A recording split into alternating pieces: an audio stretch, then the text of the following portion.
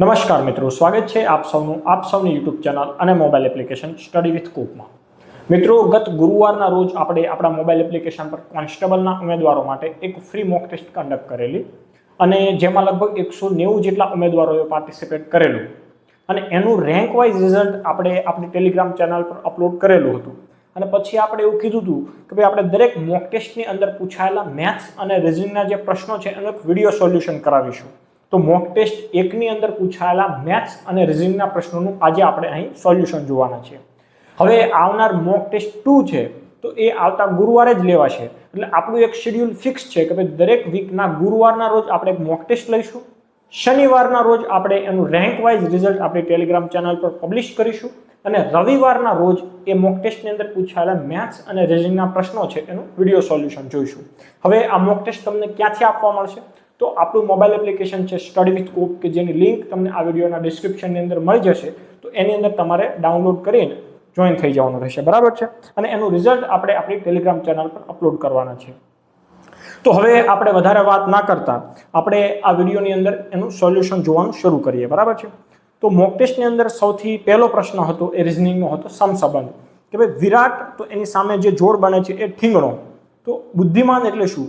તો અહીં મિત્રો આપણે સોલ્યુશન જોવાના છે, એટલે હું તમને ડાયરેક્ટ એના સોલ્યુશન તરફ તમારું જે છે એ ધ્યાન લઈ જઈશ। તો આપણને દેખાય છે કે ભાઈ વિરાટ અને ઠીંગણો એ વિરોધી શબ્દો છે, તો અહીં બુદ્ધિમાનનો જે વિરોધી શબ્દ એ થશે મૂર્ખ, તો મૂર્ખ હશે એ સાચો જવાબ બનશે, બરાબર છે? તો ઓપ્શન એમાં છે મૂર્ખ, તો મૂર્ખ સાચો જવાબ થશે। ત્યાર પછી બીજો પ્રશ્ન છે કે કોઈ સાંકેતિક ભાષામાં બ્રેક થ્રુને આ રીતે લખવામાં આવે છે, તો હવે ડિસ્ટ્રીબ્યુશનને કઈ રીતે લખવામાં આવશે, બરાબર છે? તો અહીં આપણે જ્યારે ધ્યાનથી જોઈશું તો આપણને દેખાશે કે ભાઈ આ જે બ્રેક થ્રુ છે તો એની અંદર જે આલ્ફાબેટનો ઉપયોગ થયેલો છે એનો જ ઉપયોગ અહીં એના જવાબમાં થયેલો છે। કઈ રીતે? તો આપણે જે આ બ્રેક થ્રુ છે તો એના દરેક શબ્દના બે અક્ષરની આપણે પેર બનાવી દઈએ કે ભાઈ BR છે તો એક EA ની જે જોડ છે તો એ 2 નંબર કહી દઈએ, KT ની જોડ 3 નંબર, HR 4, OU 5 અને GH જે છે એ 6, આવી રીતે 12 અક્ષરનો એક શબ્દ છે। હવે તમે જુઓ કે એની સામે જે આ જે જવાબ બને છે કે ભાઈ EAOUHRBRGHKT, તો એની અંદર શું છે તો કે ભાઈ EA છે, બરાબર છે? તો અહીં જુઓ બ્રેક થ્રુ ની અંદર EA ની જે જોડ છે એ કેટલાની છે તો કે ભાઈ 2 નંબરની, તો અહીં પેલા 2 નંબર આવે છે, બરાબર છે? આનો જે પેર છે એમાં કોનો વારો પેલા આવે છે? 2 નંબરનો આવે છે। પછી છે OU, તો OU ની જે જોડ છે એ કેટલા નંબરની છે તો કે ભાઈ 5 નંબરની છે। HR, તો HR ની જોડ કેટલા નંબરની છે? 4 નંબરની છે। BR, તો BR ની જે જોડી છે એ કેટલા નંબરની છે તો કે 1 નંબરની છે। GH, તો GH ની જોડી કેટલા નંબરની છે તો કે ભાઈ 6 નંબરની છે। અને હવે બાકી રહેલી જોડી KT, તો KT કેટલા નંબરની છે તો કે 3 નંબરની છે। તો એનો મતલબ એવો છે કે ભાઈ 2 5 4 1 6 અને 3 આ સિક્વન્સની અંદર આપણા જે જોડી હશે એ આવશે। તો સેમ તમે અહીં ડિસ્ટ્રીબ્યુશનને તમે જુઓ તો કે 1 નંબર આપી દો DI ને, ST 2 નંબર થશે, RI 3 નંબર થશે, BU 4 નંબર, TI 5 નંબર અને ON જે છે એ 6 નંબર થશે।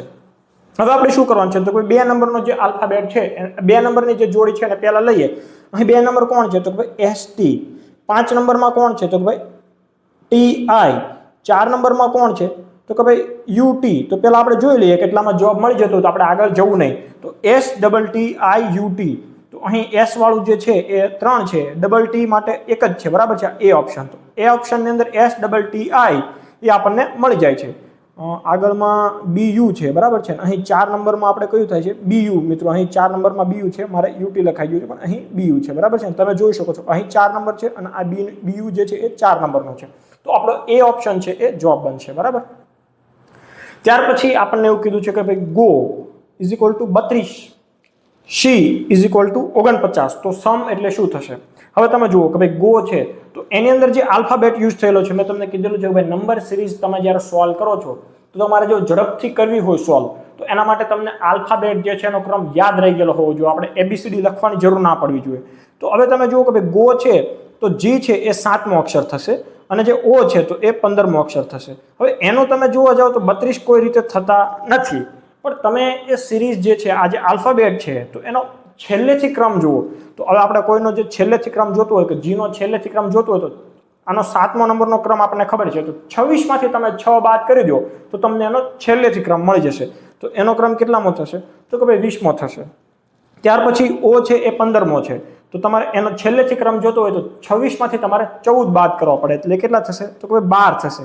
તો અહીં હવે તમે સરવાળો કરો કે ભાઈ 20 અને 12 તો 32 થઈ જશે, બરાબર છે। હવે એક વખત તમે ચેક કરી લો કે ભાઈ સી છે તો અહીં SHE મેં તમને કીધું હતું કે ભાઈ આલ્ફાબેટ આપણને યાદ રાખવાનો છે, તો સી માં S જે છે એ 19મો છે, આ H છે એ 8મો છે અને E છે એ 5મો છે। તો હવે તમે શું કરશો તો કે ભાઈ હવે આપણે બાદબાકી કરવાની છે એનો છેલ્લેથી નંબર લેવા માટે, તો કે ભાઈ 26 છે એમાંથી આપણે 18 બાદ કરીએ તો કેટલા વધે તો કે ભાઈ 8 વધે।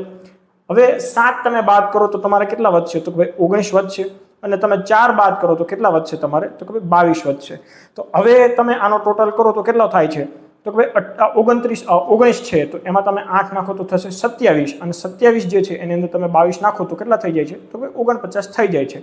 એનો મતલબ શું થાય છે કે ભાઈ આ સિરીઝ એવી છે કે ભાઈ ઊંધેથી પાછળથી તમે એનો ક્રમ લો અને એનો સરવાળો કરો તો તમને ચોક્કસથી એનો જવાબ મળી જશે। તો આપણો પ્રશ્ન એવો છે કે ભાઈ સમ છે તો સમનું શું થશે તો આપણે લખીએ કે ભાઈ SOME। તો આપણે જોયું હતું કે ભાઈ S નો જે ક્રમ છે એ કેટલામો છે તો 18 બાદ કરવા પડે એટલે કે 8મો થશે। O છે તો O નો તો આપણે જોયો જ છે કેટલામો છે એનો પાછળથી ક્રમાંક તો કે ભાઈ 12મો છે। M જે છે એનો ડિજિટ છે 13 એટલે તમારે બાદ કરવા પડશે કેટલા તો કે 12, તો 26 માંથી તમે 12 બાદ કરો તો કેટલા વધે છે તો કે ભાઈ 14 વધે છે। તો અહીં તમે લખી દો 14, અને E છે તો E તો આપણને ખબર જ છે કે 4 બાદ કરી દઈએ તો કેટલા વધશે 22 વધશે। હવે સિમ્પલ અહીં આપણે સરવાળો કરો તો કેટલો થાય કે ભાઈ 12 અને 8 જેમ સરવાળા કરવામાં ઈઝી પડે એ રીતે તમારે કરવાનું કે 12 અને 8 કેટલા થઈ જાય છે 20 થઈ જાય છે। 20 માં તમે આ 14 નાખો તો કેટલા થઈ જાય છે 34, અને 34 અને 22 નો સરવાળો કરો તો કેટલા થાય છે તો કે ભાઈ 6 અને 5 એટલે 56 જે છે એ તમારો જવાબ બનશે, બરાબર છે। 56 ઓપ્શન એની અંદર હું અહીં તમને સમજાવું છું એટલે કદાચ વાર લાગી શકે, બાકી તો આપણને જે બે પાટિયા બેસે એટલે ડાયરેક્ટ આપણે ઓપ્શન તરફ જ જતું રહેવાનું હોય છે, બરાબર છે। પછી બધી દરેક વસ્તુમાં આપણે લાંબુ કરવાનું નથી, પણ હું અહીં સમજાવું છું એટલે મારે તમને એ સ્ટેપ સમજાવવું પડશે। હવે તમને એવું કહે છે કે E = 5 છે, હોટેલ = 12 થાય તો લેમ્પ એટલે કેટલા થાય। E = 5 આપણને આલ્ફાબેટ ખબર હોય તો ખબર છે કે ભાઈ E એટલે 5મો નંબર જ છે એનો, એટલે અહીં કોઈ પાછળથી કે ઊંધેથી એના આપણે નંબર જોવાના નથી, સીધી રીતે જ જોવાનું છે। તો અહીં આપણને આપેલું છે શું તો કે ભાઈ હોટેલ આપેલું છે, તો હોટેલમાં H = 8, O = 15, T = 20, E = 5 અને L = 12। આવી રીતે તમને નંબર યાદ રહેવા જોઈએ, બરાબર છે। તો આપણે સરવાળો કરીએ તો કોઈ 12 ને 8 થશે 20, 20 ને 20 થશે 40, 40 ને 15 થશે 55, અને 55 માં 5 નાખો તો કેટલા થાય છે 60 થાય છે। પણ અહીં આપણને શું આપ્યું છે તો કે ભાઈ 12 આપેલા છે, તો પ્રથમ નજરે આપણે એવું લાગે કે ભાઈ 60 ભાગ્યા હું 5 કરી દઉં તો મને 12 મળે છે, બરાબર છે। તો આ સીધી વસ્તુ છે, સાચી વાત છે કે ચલો 12।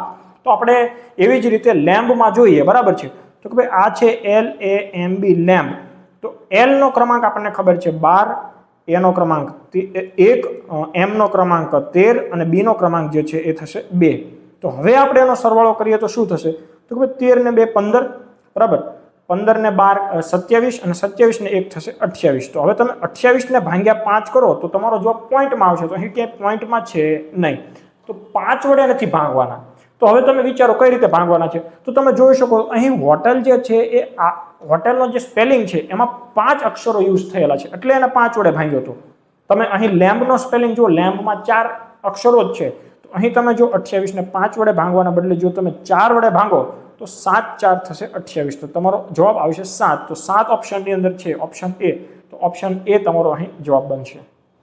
ત્યાર પછીનો પ્રશ્ન કે ફોટો સામે આંગળી ચીંધીને ભાવિકે કહ્યું, હવે અહીં આપણે એવું કહીએ અહીં કોઈ ભાવિક નામનો એક મિત્ર છે, હવે એ એક તસવીરની સામે જુએ છે, બરાબર છે। અહીં માની લો કે આપણે એવું કહીએ કે ભાઈ ફોટો છે, તો એની સામે શું કહે છે કે ભાઈ મારે કોઈ ભાઈ કે બહેન નથી, એટલે ભાવિકભાઈ જે છે એ એના માતા પિતાના એકમાત્ર સંતાન છે, નથી કોઈ ભાઈ કે નથી કોઈ બહેન, બરાબર છે।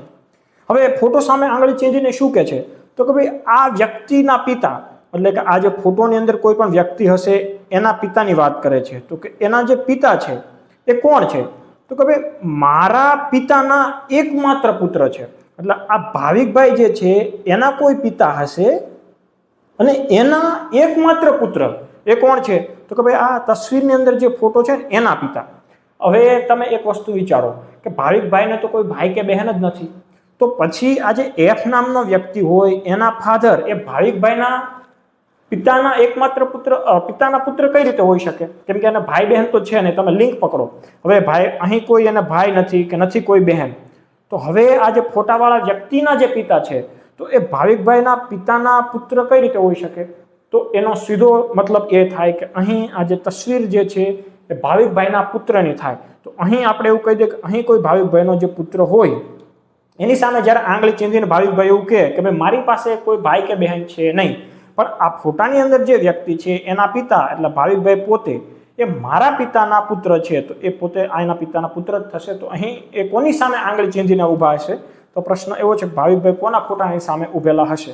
તો ઘણા બધા મિત્રોનો જે જવાબ હતો એ પોતાનો એવું લખ્યું હતું, ખબર નહીં એમને પોતાનો કઈ રીતે આવતો હતો, પણ અહીં એના પુત્રના ફોટાની સામે એ ઊભેલા હશે. આ પ્રશ્નની અંદર ઘણા બધા મિત્રોને ભૂલ થયેલી છે. ત્યાર પછીનો એક આપણે પ્રશ્ન લઈએ કે ભાઈ 6 લોકો ફૂટબોલ રમી રહ્યા છે. ABCDE અને F સુધીના જે વ્યક્તિઓ છે એ ફૂટબોલ રમે છે. હવે અહીં શું કીધું છે? તો કે ભાઈ A અને E ભાઈઓ છે, બરાબર છે. તો આ A અને આ E, તો ચલો જે ભાઈઓ હોય એને આપણે પ્લસ કરી દઈએ છીએ અને એકબીજા સાથે જોડી દઈએ છીએ. હવે શું કહે છે? તો કે F એ E ની બહેન છે. તો ચલો હવે અહીં કોઈ F નામની મહિલા છે જે E ની બહેન છે, એનો મતલબ એ A ની પણ બહેન જ થઈ જશે બાય ડિફોલ્ટ, બરાબર છે. હવે શું છે? તો C છે. C તો એના કાકાનો એકમાત્ર પુત્ર છે, બરાબર છે. તો હવે અહીં આ ત્રણેયનો કોઈ એક પિતા હશે, બરાબર છે. તો ચલો અને એ પિતા જે હોય એના એક ભાઈ હોય, તો આ જે અહીં કોઈ ફાધર હોય એના જે ભાઈ હોય તો એ ભાઈના પુત્રને આપણે શું કહીએ? તો એ આપણા કાકાનો દીકરો થાય, બરાબર ને. આપણા પિતાના જે નાના ભાઈ હોય એનો જે પુત્ર હોય એ આપણો કાકાનો દીકરો. એટલે આ જે C છે તો C એના કાકાનો દીકરો છે, એટલે અહીં હું લખીશ C, બરાબર છે. પુત્ર છે એટલે આપણે C ને પણ પ્લસ કરી દઈશું. ત્યાર પછી શું કીધું છે? તો કે ભાઈ B છે, B અને D એ બંને કોણ છે? તો કે ભાઈ C ના પિતાના ભાઈની દીકરીઓ છે. તો હવે જો આ C છે, બરાબર છે, C ના પિતા કોણ છે? તો કે અહીં જે છે પિતા આ છે. હવે એના ભાઈ એટલે કોણ થયા? તો કે ભાઈ F થયા. જો અહીં બીજી પણ શક્યતા થઈ શકે કે ભાઈ એમના કોઈ ત્રીજા ભાઈ પણ હોય, પણ અહીં ડાયાગ્રામની અંદર આપણને કોઈ બીજા ભાઈની વાત કરેલી નથી એટલે આપણે હાલ એ નથી વિચારતા. પણ ઓપ્શનની અંદર આગળ પ્રશ્નો જોવાના કે એની અંદર જો જરૂર પડે તો આ ઓપ્શન વિચારવાનો. બાકી અત્યારે આજે C ના પિતાના ભાઈ એટલે ફરી એક વખત આપણે F ને લઈ લો તો કોણ થાય છે? તો કે ભાઈ એની જે દીકરીઓ છે તો કોણ છે? તો કે ભાઈ B અને D. તો અહીં આપણે B અને D મહિલાઓને લઈ લીધી, બરાબર છે. હવે તમે અહીં પણ લઈ શકો, પણ એની સંભાવના આપણે આગળના પ્રશ્નો મુજબ જોઈશું. અહીં કોઈ ક્લિયર નથી કીધું કે ભાઈ કયા પિતા જે C ના પિતાના કયા ભાઈ છે, બરાબર છે. હવે આપણે પેલા આગળના પ્રશ્નો જોઈએ તો આપણો એક ડાયાગ્રામ તૈયાર થઈ ગયો છે, તો એના ઉપરથી આપણે જવાબ આપીએ. તો C F સાથે શું સંબંધ ધરાવે છે? તો C ક્યાં છે? તો ભાઈ C અહીં છે. એ F સાથે શું સંબંધ ધરાવે છે? C F સાથે, એનો મતલબ આપણે F થી C તરફ જઈશું તો F જે છે એ C ને શું કહીને બોલાવશે? તો કે ભાઈ પિતરાઈ ભાઈ કહીને બોલાવશે, બરાબર છે. સિમ્પલ છે. ત્યાર પછી એવું કીધું કે અહીં કુલ કેટલા પુરુષ ખેલાડીઓ છે? તો જુઓ આ A પુરુષ છે, E છે એ પુરુષ છે અને આ C છે એ પુરુષ છે, બરાબર. આપણે ખેલાડીઓ જોવાના છે. અહીં માતા પિતાની કઈ વાત જ નથી થતી. આ જે ખેલાડીઓ જે છે એ આપણા આ બોક્સની અંદર જ છે, બરાબર છે. તો અહીં ખેલાડીઓ તો પુરુષ ખેલાડીઓ કેટલા છે? તો કે ભાઈ 3 દેખાય છે. તો હવે 6 ખેલાડીઓમાંથી 3 પુરુષો હોય તો મહિલા ખેલાડી કેટલી હશે? તો કે ભાઈ એ પણ 3 હશે. બહુ સિમ્પલ પ્રશ્ન હતો જેના ઉપરથી તમને આરામથી 3 માર્ક મળી શકતા હતા. હવે એક વિદ્યાર્થીને દરેક સાચા જવાબ માટે 4 માર્ક મળે છે અને ખોટા માર્ક બદલ 1 માર્ક કપાય છે. જો તે તમામ 60 પ્રશ્નોના જવાબ આપે છે અને તેને 130 માર્ક મળ્યા તો તેને કેટલા પ્રશ્નોના સાચા જવાબ આપ્યા હશે? જ્યારે આવો પ્રશ્ન આવે તો આ 2 રીતથી તમે ગણી શકો. હું તમને સજેસ્ટ કરીશ કે આવા જ્યારે પ્રશ્ન આવે ત્યારે એને તમારે ઓપ્શનની મદદથી ગણવાના. એટલે ઓપ્શનની મદદથી તમે કઈ રીતે ગણી શકો એ હું તમને સમજાવીશ અને તમારે રીત જોતી હોય તો હું તમને રીત સમજાવીશ. તો સૌથી પહેલા હું તમને ઓપ્શન પરથી કઈ રીતે ગણવા. માની લો કે આપણે એવું કહીએ કે ચલો એને 35 પ્રશ્નોના સાચા જવાબ આપ્યા હશે, બરાબર છે. કુલ પ્રશ્નો કેટલા છે? તો કે ભાઈ 60 છે. એમાંથી જો 35 પ્રશ્નોના સાચા જવાબ આપે છે તો 25 પ્રશ્નોના જવાબ એને ખોટા આપ્યા હોય. હવે આપણને ખબર છે કે એક પ્રશ્નના 4 માર્ક છે એટલે 35 2 70 અને 70 140 માર્ક થાય. હવે એ 140 માર્કમાંથી એના -25 કરો તમે તો કેટલા? 130 થાય છે? તો કે ભાઈ ના થાય. 130 કેટલા થઈ જાય છે? તો ભાઈ 115 ગાડી આવી જશે, બરાબર છે ને. તો હવે આ તો જવાબ આવી ના શકે 35, બરાબર છે। હવે તમે બીજો ઓપ્શન ટ્રાય કરો, લગભગ તમે બે ઓપ્શન ટ્રાય કરો એટલે તમને જવાબ મળી જતા હોય છે। તમારા વચ્ચેના આંકડાઓ તમારે લઈ લેવાનો, તો એનાથી તમે ટ્રાય કરી શકો છો, બે વખતમાં તમને જવાબ મળી જશે। અને હું તો કદાચ તમારે 4 વખત પણ આવું ગણતરી કરવાની થાય તો એ રીત કરતા ઈઝી જ પડી જશે, બરાબર। હવે તમે 38 નો ઓપ્શન લઈને ચાલો ભાઈ એને 38 પ્રશ્નોના જવાબ એને સાચા આપ્યા હોઈ શકે, તો હવે તમે એના 4 માર્ક મળે તો કે ભાઈ આપણે 40 નક્તે ગણી લો કે 160 માંથી તમે બીજા 8 બાદ કરી દો તો એને કેટલા માર્ક મળ્યા હોય તો કે ભાઈ 152 માર્ક મળ્યા હશે, 4 લેખે 38 ગુણ્યા 4 કર્યા છે, બરાબર છે।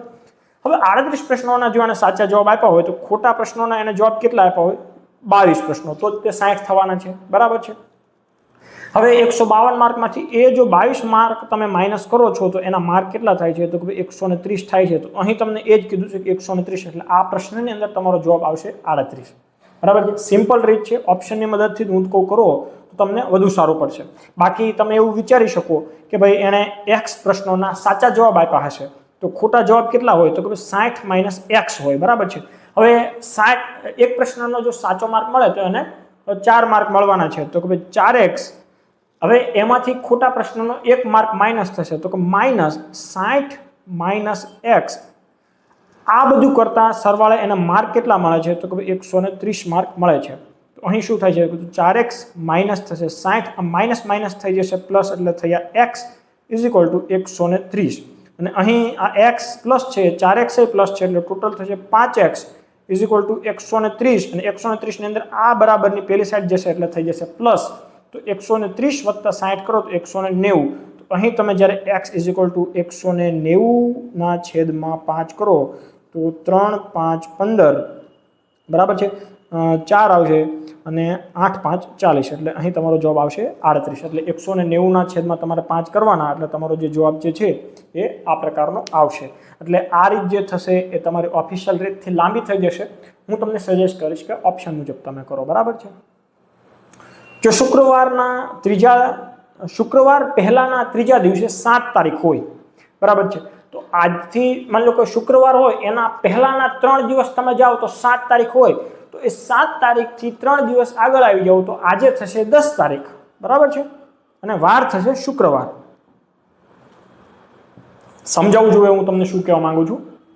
તમને એવું કીધું છે કે ભાઈ કોઈ એક માની લો કે આખા જે 30 દિવસનો ટાઈમ હોય તો શુક્રવાર હોય, શુક્રવારથી તમે જ્યારે 3 દિવસ પાછળ જાઓ ત્યારે તમને એવું કહે છે કે ભાઈ 7 તારીખ છે, તો 7 તારીખથી તમે 3 તારીખ આગળ આવી જાઓ તો 10 તારીખ થશે, ને એ દિવસનો વાર તમને ખબર છે કયો વાર છે, શુક્રવાર છે, તો આ જ મહિનાની 19 તારીખે કયો વાર હશે તો 7 તારીખે શુક્રવાર હોય તો 7 દિવસ પછી એટલે કે 17 તારીખે ફરીથી શુક્રવાર હશે, પછી 18 અને 19 બે દિવસ તમે વધારાના ગણો તો શનિ અને રવિવાર ઓપ્શન તમારો જવાબ બનશે, તો રવિ ઇઝ ધ રાઈટ આન્સર, બરાબર છે। કઈ રીતે થયો તમને ખ્યાલ આવી જવો જોઈએ। આપણે કઈ રીતે કર્યું કે ભાઈ 3 દિવસ પાછળ હતા તો 3 દિવસ પહેલા તો આગળ આવી ગયા, તમે જેવા આગળ આવો એટલે તમને 10 તારીખ અને શુક્રવાર જે છે એ તમને ખ્યાલ આવી ગયો, 17 તારીખે આવશો તો શુક્રવાર હશે, 18 તારીખે શનિવાર હશે, અને 19 તારીખે આપણે રવિવાર પૂછ્યું છે, તો રવિવાર એ તમારો સાચો જવાબ બનશે। ફેબ્રુઆરી 2024માં 5 રવિવાર આવે તેની સંભાવના શોધો। આમ તો ફેબ્રુઆરી મહિનાની અંદર કદી 5 દિવસ કોઈ આવે જ નહીં, પણ અહીં તમને સ્પેસિફિક વર્ષ કીધું છે કે 2024 જે એક લીપ વર્ષ છે, અને લીપ વર્ષની અંદર ફેબ્રુઆરી મહિનામાં 29 દિવસો આવે, એનો મતલબ એવો છે કે 7, 4 ને 28 તમે કરો ને તો વધારાનો જે દિવસ છે ને એ એક દિવસ તમને મળશે।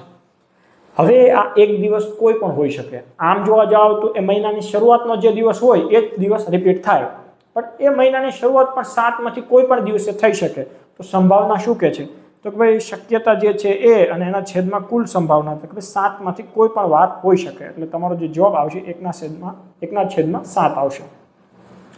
તમને ઘણી વખત એવા પૂછાતા હોય છે કે ભાઈ લીપ વર્ષની અંદર 53 રવિવાર હોય એની સંભાવના શોધો, તો એ પણ આ રીતના જ હોય છે કે ભાઈ વધારાના દિવસ લીપ વર્ષની અંદર તમે 2 ગણી લો તો 2/7, કેમ કે 7 માંથી કોઈ પણ વાર આવી શકતો હોય, એટલે આ પ્રકારની સંભાવના આમાં ગણાતી હોય છે, બરાબર છે। ત્યાર પછીનો પ્રશ્ન છે કે 21 ઓક્ટોબર 2023 ના રોજ જો ગુરુવાર હોય તો 21 ઓક્ટોબર 2004 ના રોજ કયો વાર હોય। આપણને ખબર છે કે એક વર્ષની અંદર વધારાનો દિવસ 1 હોય, જો તમે અહીં ગુરુવારની અંદર +1 કરી દો તો તમારો જવાબ આવે શુક્રવાર, અને શુક્રવાર ઓપ્શનમાં હોય ને તમે ટીક કરો તો તમારો માર્ક કપાય। હવે તમે એવું કહેશો કે યાર 2003 છે એ તો ક્યાં લીપ વર્ષ છે, એક જ વધારાનો દિવસ આવે, તો ખાસ યાદ રાખવું કે જ્યારે આ પ્રકારના દાખલાની તમે ગણતરી કરો છો તો એ સમયે તમારે એ વસ્તુ જોવાની છે કે ભાઈ ફેબ્રુઆરી મહિનો જે છે એ કયા વર્ષનો આવે છે. તો તમે જુઓ અહીં ઓક્ટોબરથી 2003 છે એ શરૂ થાય છે, તો ફેબ્રુઆરી મહિનો 2004નો આવશે, એટલે અહીં 2 દિવસ તમારે વધારાના ગણવા. એટલે ગુરુવાર હોય તો શુક્રવાર પ્લસ 1 એડ કરો એટલે તમારો જે શનિવાર છે એ સાચો જવાબ થશે. રાતના 5:40 વાગે કલાક કાંટો અને મિનિટ કાંટો કેટલા અંશનો ખૂણો બનાવશે? હવે અહીં રાતના હોય કે દિવસના હોય, રાતના એ આગળ કન્ફ્યુઝ કરવા માટે લખ્યું છે.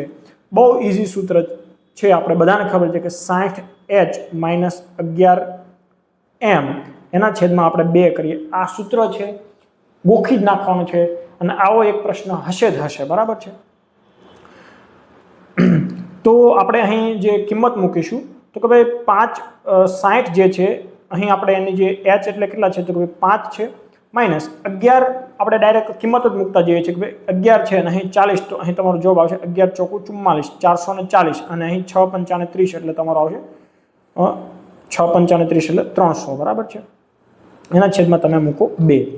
હવે તમે જ્યારે બાદબાકી કરો તો અહીં બાદબાકી શું આવશે તો કે ભાઈ -140 ના છેદમાં 2 એટલે 7 2 14 થશે, એટલે જવાબ આવે -70 ડિગ્રી. અને આ પ્રકારના દાખલાની અંદર જે શું મૂલ્ય લેવાનું હોય છે એટલે આપણે પ્લસ માઇનસની નિશાની અવગણવાની હોય છે. તો 70 ડિગ્રી હોય એ સાચો જવાબ બને, તો અહીં ક્યાંય 70 ડિગ્રી છે નહીં, તો અહીં આવશે આપણો જવાબ 1 પણ નહીં. અહીં વચ્ચે ગણતા મને એક વિચાર આવ્યો હતો કે મોક ટેસ્ટની અંદર આપણે અમુક મિત્રો એવું કહેતા હતા કે ભાઈ કેટલા માર્ક આવે તો સારું, કેટલા માર્ક લાવવા જોઈએ, શું આવો જ પ્રશ્નપત્ર પરીક્ષાની અંદર હશે? તો એવા મિત્રોને મારે ખાસ કહેવાનું કે જ્યારે તમે મોક ટેસ્ટ આપો છો ત્યારે એવો કોઈ માઇન્ડસેટ ના રાખો કે ભાઈ મારે 150 લાવવા છે, 140 લાવવા છે. હાલ શરૂઆતના ફેઝમાં તમારે કેવી પ્રેક્ટિસ કરવાની છે કે ભાઈ 3 કલાકની અંદર મારું પેપર પૂરું થઈ જવું જોઈએ, બરાબર. આપેલા પેપરની અંદર તમે મેક્સિમમ ટ્રાય કરો કે સમય મર્યાદાની અંદર પૂરું થાય અને ઓછી ભૂલો થાય, બરાબર છે. એટલે એ પ્રકારની પ્રયાસ કરવાનો છે. આપણી જે ટેસ્ટ છે એ ઓનલાઈન મોડ પર હોય છે, એટલે જો શક્ય હોય તો આપણે આપણી જે ટેલિગ્રામ ચેનલની અંદર એક OMR શીટ આપેલી છે, એટલે એની અંદર પણ તમારે બાજુમાં જ રાખવાની કે ભાઈ મોબાઈલની અંદર ભલે તમે એ ટિક કરી દો છો પણ સાથે સાથે એ OMR શીટની અંદર પણ તમે એ ટિક કરો, એટલે શું થશે કે તમારે પ્રેક્ટિસ થશે કુંડાળા પૂરવાની. કેમ કે અહીં એવું થશે કે તમે એ ટિક કરીને નેક્સ્ટ કરી દેશો, બી ટિક કરીને નેક્સ્ટ કરી દેશો, તો બહુ સરળતાથી તમારે જે છે હવે એક સિમ્પલ લોજિકથી તમે વિચારો કે ભાઈ તમારે એક કુંડાળું પૂરવા માટે 2 સેકન્ડ થાય છે, બરાબર. એનાથી કદાચ વધુ થતી હોય પણ તમે 2 સેકન્ડ તમે વિચારીને ચાલો તો તમારે 200 કુંડાળા પૂરવાના હોય તો તમારે 400 સેકન્ડ થાય, એટલે તમારે લગભગ 5 જેટલી મિનિટનો ફેર પડી શકે. એ પણ તમારે એક સાથે તૈયાર હોય તો. એટલે પ્રેક્ટિસ તમારે એ રીતની રાખવાની છે કે ભલે ઓનલાઈન મોડમાં આપણે પરીક્ષા આપીએ પણ બાજુમાં તમારે MCQ પણ પૂરતા રહેવાના છે. મોબાઈલની અંદર તમારે બાજુમાં રાખવાનો છે, ટેસ્ટ આપતી જવાની છે, મોબાઈલની અંદર ટિક કરવું, અહીં તમારે બાજુમાં OMR શીટની અંદર પૂરવાનું છે. એટલે આ પ્રકારે તમે આગળની તમામ મોક ટેસ્ટ આપશો તો એનાથી તમને વધુ બેનિફિટ થશે, બરાબર છે. એટલે હાલ એવી કોઈ પણ પ્રકારની માનસિકતા નથી રાખવાની કે ભાઈ હું કેટલા માર્ક લાવું તો સારું. તમે 3 થી 4 જેટલી ટેસ્ટ આપો એટલે તમને ઓટોમેટિક ખ્યાલ આવવા મળશે કે ભાઈ અલગ અલગ પ્રકારના આપણે પ્રશ્નપત્રો પૂછીશું, પછી હું તમને કહીશ કે હવે તમારે એટલા માર્ક લાવવાના છે, હવે તમારે એટલું માર્ક્સ આવવું જોઈએ. અત્યારે એવું છે કે આપણે સ્ટાર્ટિંગમાં વ્યવસ્થિત રીતે ટેસ્ટ લઈએ છીએ, તમે ટાઈમની અંદર પૂરું કરવાનું પ્રેક્ટિસ કરો, બરાબર છે. એટલે આવા પ્રશ્નો બહુ વધારે મગજની અંદર લાવવાના નથી કે ભાઈ હું કેટલા માર્ક લાવું તો સારું. અમુક લોકો ડિમોટિવેટ થઈ જાય છે, અમુક લોકો ટેસ્ટને વચ્ચેથી છોડીને જતા રહે છે, તો આવું કંઈ કરવાનું નથી. કદાચ પ્રશ્ન શરૂઆતમાં તમને અઘરા લાગે તો પાછળ ઇઝી પ્રશ્નો પણ હશે. પેપર કોઈ દિવસ અઘરું નથી આવવાનું. એટલે જો તમને શરૂઆતમાં પ્રશ્નો અઘરા લાગે છે તો તમે પાછળથી શરૂ કરો પ્રશ્નો, વચ્ચેથી શરૂ કરો પ્રશ્નો, પણ પેપર ખાલી મૂકી દેવાનું નથી અથવા તો ગીવઅપ કરવાનું નથી, બરાબર છે. તો આ એક હતો વિચાર મને વચ્ચે આવતો હતો, દાખલાની અંદર આપણે વચ્ચે અટક્યા હતા. તો હવે આપણે આપણી જે પાછી ગણતરી જે છે એને આગળ લઈ જઈએ. જો વત્તાનો અર્થ થાય છે ભાગાકાર, ગુણાકારનો અર્થ થાય છે બાદબાકી, અને ભાગાકારનો અર્થ ગુણાકાર અને માઇનસનો અર્થ વત્તા થાય છે તો 12. હવે આપણે અહીં ડાયરેક્ટ નિશાનીઓ બદલતા રહીશું. ભાંગાનો અર્થ શું થાય છે તો કે ભાઈ ગુણા, તો 24 ગુણ્યા 12 માઇનસ છે, તો માઇનસનો અર્થ શું થાય છે તો કે ભાઈ વત્તા થાય છે, તો વત્તા 18. અહીં વત્તા છે તો વત્તાનો અર્થ શું થાય છે તો કે ભાઈ એનો અર્થ થાય છે ભાંગા 9. તો હવે અહીં બરાબર શું થશે એ આપણે જવાબ લખવાનો છે. તો અહીં સિમ્પલ પહેલાં આપણે ભાંગુ સભા મુજબ અહીં આ બેનો ભાગાકાર કરીશું તો ભાઈ 9 દુ 18, તો આ થઈ ગયા 2. હવે અહીં શું થશે તો કે ભાઈ 240 કરી દઈએ અને એનો ફરી એક વખત 240 કરી દઈએ તો 24 દુ 48 બીજા આપણે એડ કરી દેવાના, બરાબર છે. એટલે શું થશે કે 8 8 288 અને 288 વત્તા આ જે 2 થશે એટલે તમારો જે જવાબ આવશે એ આવશે 290, બરાબર છે. કઈ રીતે થયો એક વખત ફરીથી જોઈ લેજો, ખ્યાલ આવી જશે. સિમ્પલ આપણે આ બંનેનો ગુણાકાર કર્યો છે અને એની અંદર આપણે આ 2 એડ કર્યા છે. નીચે આપેલા વિધાનોના આધારે પૂછાયેલા પ્રશ્નોના જવાબ આપો. તો પ્રશ્ન કંઈક એવો છે કે ABCDEFG પૂર્વ તરફ મોં રાખી અને સીધી હરોળની અંદર બેઠા છે. હવે માની લો કે આ જે દિશા છે એ પૂર્વ થશે અને આ જે દિશા જે છે એ પશ્ચિમ થશે, આપણી ઉત્તર થશે અને આ દક્ષિણ થશે. હવે ABCDEF અને આપણે કહી દઈએ G, બરાબર છે. તો આ G 7 વ્યક્તિઓ છે, પૂર્વ દિશા તરફ મોઢું રાખીને બેઠા છે, બરાબર છે. તો હવે આપણે શું જોવાનું છે તો કે ભાઈ એના ઉપરથી પહેલા આપણે જે કન્ડિશનો આપી છે એ મુજબ આપણે આગળ જોતા જઈએ. ડી ની તરત જમણી બાજુ સી બેઠો છે, એટલે હવે તમે જુઓ કે તમે જો પૂર્વ દિશા તરફ મોઢું રાખીને બેસો તો તમારી જમણી ભાગ કયો થશે તો કે આ નીચેનો ભાગ, કેમ કે તમારા મોઢા આ બાજુ છે પૂર્વ દિશા બાજુ, તમે તમારું મોઢું પૂર્વ દિશા બાજુ ફેરવો તો તમારો જે જમણો હાથ જે છે કઈ બાજુ આવશે તો કે ભાઈ દક્ષિણ દિશા બાજુ તમારો આવશે. તો એનો મતલબ શું થયો કે ભાઈ ડી જે છે એ જ્યાં પણ બેઠો હશે તો એની તરત જમણી બાજુ એટલે કે તરત નીચેની બાજુ કોણ હશે તો કે ભાઈ સી હશે. હવે અહીં ક્યાં બેસશે આપણને ખ્યાલ નથી એટલે આપણે ઘડી બાજુમાં લખીએ છીએ, બરાબર. હવે બી છેડા ઉપર બેઠો છે અને એની બાજુમાં ઈ છે. હવે કયા છેડા ઉપર છે એ આપણને ખબર નથી એટલે આપણે બે પોસિબિલિટી વિચારીએ. હવે હું એવું કહું કે જો બી આ છેડા ઉપર બેઠો હોય, બરાબર છે, તો ઈ ક્યાં થશે તો કે ભાઈ ઈ થશે અહીંયા. અને આપણે એની બીજી પોસિબિલિટી અહીં બાજુમાં લખીએ કે ભાઈ જો બી આ છેડા ઉપર બેઠો હોય તો ઈ ક્યાં થશે તો કે ભાઈ ઈ થશે અહીં. તો આ બંને પોસિબિલિટી આપણે સાથે સાથે લઈને ચાલીએ. હવે એવું કહે છે કે ઈ અને એફ ની વચ્ચે જી બેઠો છે, તો આ ઈ છે. હવે આ હું અહીં એફ બનાવું તો જી ક્યાં આવશે અહીં, અને અહીં જો ઈ હોય એવું તમે પોસિબિલિટી વિચારો તો તમારો જી એક અહીં આવશે અને એફ અહીં આવશે, તો જ ઈ અને એફ ની વચ્ચે જી બેસી શકે.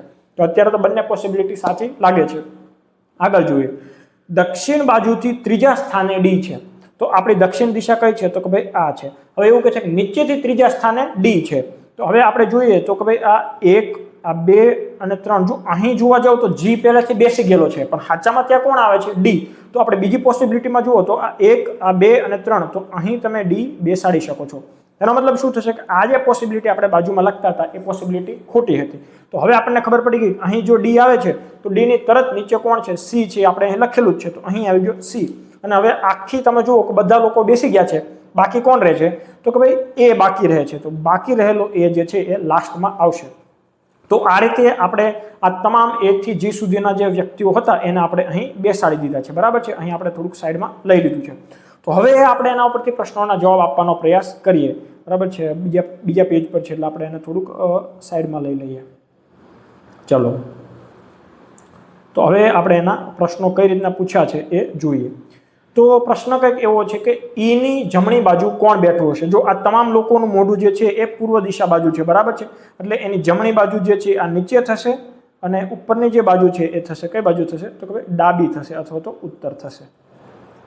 તો ઈની જમણી બાજુ કોણ છે તો કે ભાઈ આ ઈ છે, તો એની જમણી બાજુ જી છે. તો અહીં જી ક્યાં છે તો ભાઈ ક્યાંય ઓપ્શનમાં નથી, તો એક પણ નહીં, એ જવાબ બનશે, બરાબર છે. કિનારે પૈકી નીચે પૈકી કઈ જોડ કિનારે બેઠેલા વ્યક્તિની છે તો અહીં બી છે અને અહીં એ છે, તો એ બી ની જે જોડી છે એ કિનારે બેઠેલાની થશે. એવા વ્યક્તિઓ કોણ હશે કે જેની સાથે સી પોતાનું સ્થાન બદલે તો સી નું સ્થાન ઉત્તરથી ત્રીજું થશે. તો આપણે જોઈ લઈએ કે ભાઈ ઉત્તરથી ત્રીજો કોણ છે તો કે ભાઈ આ 2 અને આ 3, તો અહીં જે જી છે તો જી છે એની સાથે જો સી એનું સ્થાન બદલાવે તો સી છે એ ઉત્તરેથી ત્રીજો થશે. તો અહીં ઓપ્શન જી હવે એ સાચો જવાબ થશે. ત્યાર પછી એવું કહે છે કે ભાઈ એનું સ્થાન જાણવા માટે નીચે આપેલા વિધાન 1 થી 5 માં કોની જરૂર નથી. તો હવે અહીં એ છે, તો આપણે આગળના વિધાનો જોયા હતા તો એની અંદર આપણને દરેક વિધાનો વિશે લખેલું હતું, એનું ક્યાંય મેન્શન કરેલું નહોતું, એ તો છેલ્લે બાકી રહ્યો હતો ત્યાં આપણે ફિટ કરેલો હતો. એટલે એનો મતલબ જો આગળના વિધાનો ના હોત તો એની જગ્યા આપણને ખબર ના પડત, કેમ કે એ વિશે કોઈ વાક્ય જ નહોતું. એટલે અહીં બધા જ વિધાનો જરૂરી છે. જો કોઈ પણ એક પણ વિધાન ના હોય ને તો તમે એની સ્થાન ફિક્સ ના કરી શકો, બરાબર છે. તો આ રીતે આપણે આના ઉપરથી જવાબો આપ્યા.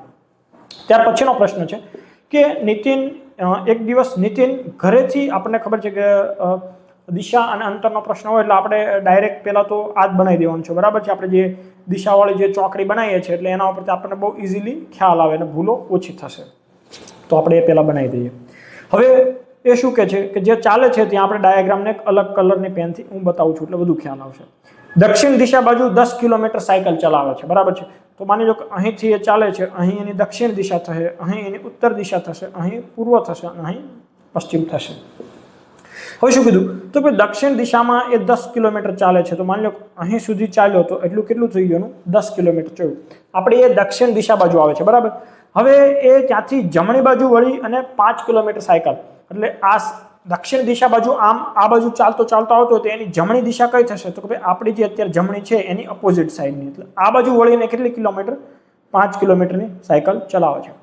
હવે શું કહે છે તો કે ફરી એ જમણી બાજુ વળે છે અને 10 કિલોમીટર સાયકલ ચલાવે છે. એટલે અહીંથી ચાલીને એ પાછું અહીં આવે છે અને કેટલી 10 કિલોમીટરની સાયકલ ચલાવીને ભાઈ અહીં પહોંચે છે. તો આ પણ થયું 10 કિલોમીટર. હવે શું કરે છે તો કે ત્યાંથી તે અંતે ડાબી બાજુ વળી અને 10 કિલોમીટર પાછી સાયકલ ચલાવે છે. તો અહીં પાછા એ ડાબી બાજુ વળશે અને અહીં 10 કિલોમીટરની સાયકલ ચલાવે છે. એટલે ફાઇનલી નીતિનભાઈ પહોંચી ગયા આ સ્થાન પર. તો પ્રશ્ન એવો છે કે હવે તેને ઘરે જવા માટે કેટલા કિલોમીટર સાયકલ ચલાવવી પડે? તો અહીંથી લઈને એનું ઘર જે હતું અહીંયા, તો અહીં તમે જુઓ તો એક લંબચોરસ બનતો એવું લાગે છે. તો કે અહીં 10 હતી તેની સામેની બાજુ 10 થઈ ગઈ. તો અહીં જે 5 હોય તો અહીં એનું થશે 5. એટલે નીતિનભાઈએ કુલ એટલું અંતર કાપવું હોય તો અહીં 2 તબક્કામાં આ પહેલું 10 અહીંયાથી લઈ અને એટલું આ 10 થશે અને અહીંથી આગળનું 5 થશે. એટલે બંનેનો ટોટલ નીતિનભાઈએ ઘરે પહોંચવું હોય તો 15 કિલોમીટર અંતર કાપવું પડે, બરાબર છે. આકૃતિ પરથી બહુ સરળતાથી ખ્યાલ આવી જાય છે. તો હવે આપણે ત્યાર પછીનો પ્રશ્ન જોઈએ. રાજેશ દક્ષિણ દિશા તરફ મોં કરીને ઊભો છે. તો આપણે ફરી એક વખત દિશા અને અંતરને લગતો પ્રશ્ન છે તો એ જ આપણે બનાવી દઈશું. તો અહીં એની જે વચ્ચે ઊભો છે એવું માનીએ. હવે શું કહે છે તો કે ભાઈ દક્ષિણ દિશા તરફ મોં કરેલું છે. તો આપણે આ જે દક્ષિણ દિશા છે આ થશે, બરાબર છે. તો આ તરફ ભાઈ હાલ મોઢું કરીને ઊભેલા છે. હવે તે એની ડાબી બાજુ વળે છે. કેટલા ડિગ્રી? તો કે 135 ડિગ્રી. આપણને ખબર છે કે આ કાટખૂણો બને એટલે આ 90 થશે. 90 નો જે દ્વિભાજક હોય એ 45 નો હોય, એટલે 90 ને 45 135, એટલે આ જે થશે એ 135 થશે અહીંયાથી, કેમ કે આ 90 અને આ બીજા 45, બરાબર છે. તો આ ટોટલ હવે આ જે રાજેશ હતો એનું મોઢું આ દિશા તરફ થઈ ગયું છે, બરાબર. ત્યારબાદ એ ક્લોકવાઇઝ 180 ડિગ્રી ફરે છે. આપણને ખબર છે કે એક આખું સર્કલ ફરી જાય તો 360 ડિગ્રીનું થાય, પણ અહીં 180 એટલે એનાથી અડધું, એટલે એકદમ જે અપોઝિટ સાઈડ આવી જશે, બરાબર છે. તો આ સાઈડ એનું મોઢું હવે થઈ જશે. જો 360 કીધું તો ફરીને ત્યાં આવે, પણ અહીંયા અડધું કીધું છે એટલે આ થયું. આપણે જ્યારે 10મું 9મું ભણતા ત્યારે આપણને ખબર હતું કે ભાઈ સીધી રેખા હોય તો 180 નથી ને એના ઉપર આપણે જે પેલું કહેવાય ને કે ત્રિકોણ પેલું મૂકીને આપણે જે કાટખૂણો ને એવું બનાવતા, તો ત્યાં આપણે શીખ્યા કે ભાઈ 180 ડિગ્રીની આખી પેલી રેખા હોય હોતી હોય છે. તો હવે એનું મોઢું કઈ દિશા તરફ હશે? તો આપણને ખબર છે આ દક્ષિણ છે અને આ કઈ છે? તો કે પશ્ચિમ છે. આપણો ગુજરાત વાળો ભાગ જે છે ને અહીં પશ્ચિમ છે. તો એનું મોઢું કઈ દિશા તરફ છે? તો કે ભાઈ દક્ષિણ પશ્ચિમ દિશા તરફ છે. તો option D is the right answer. હવે તમને અહીં ઉત્તર દક્ષિણ પશ્ચિમ એવું ના કીધું હોય તો તમને ખૂણા પણ આપી શકે. તો આપણને એ પણ ખ્યાલ હોવો જોઈએ કે ભાઈ આ છે એ ઈશાન થશે, આ છે એ અગ્નિ થશે, આ જે છે એ નૈઋત્ય થશે અને આ જે છે એ થશે વાયવ્ય. અને આપણને એક નૈઋત્ય એટલે આપણને ખ્યાલ હોવો જોઈએ કે ભાઈ નૈઋત્ય જ્યાંથી આપણા મોસમી પવનો ભારતની અંદર વરસાદ લાવે છે તો એ આ બધું આ ભાગ નૈઋત્ય વાળો છે. એ દિશા તરફ રાજેશભાઈ કદાચ હવે વરસાદ જતો રહ્યો છે, ચોમાસાની સિઝન, તો ફરી વખત આ ઉનાળો ના વધે એટલે નૈઋત્ય બાજુ મોઢું કરીને પાછા પવન પાછા ક્યારે આવે એની રાહ જોતા હશે.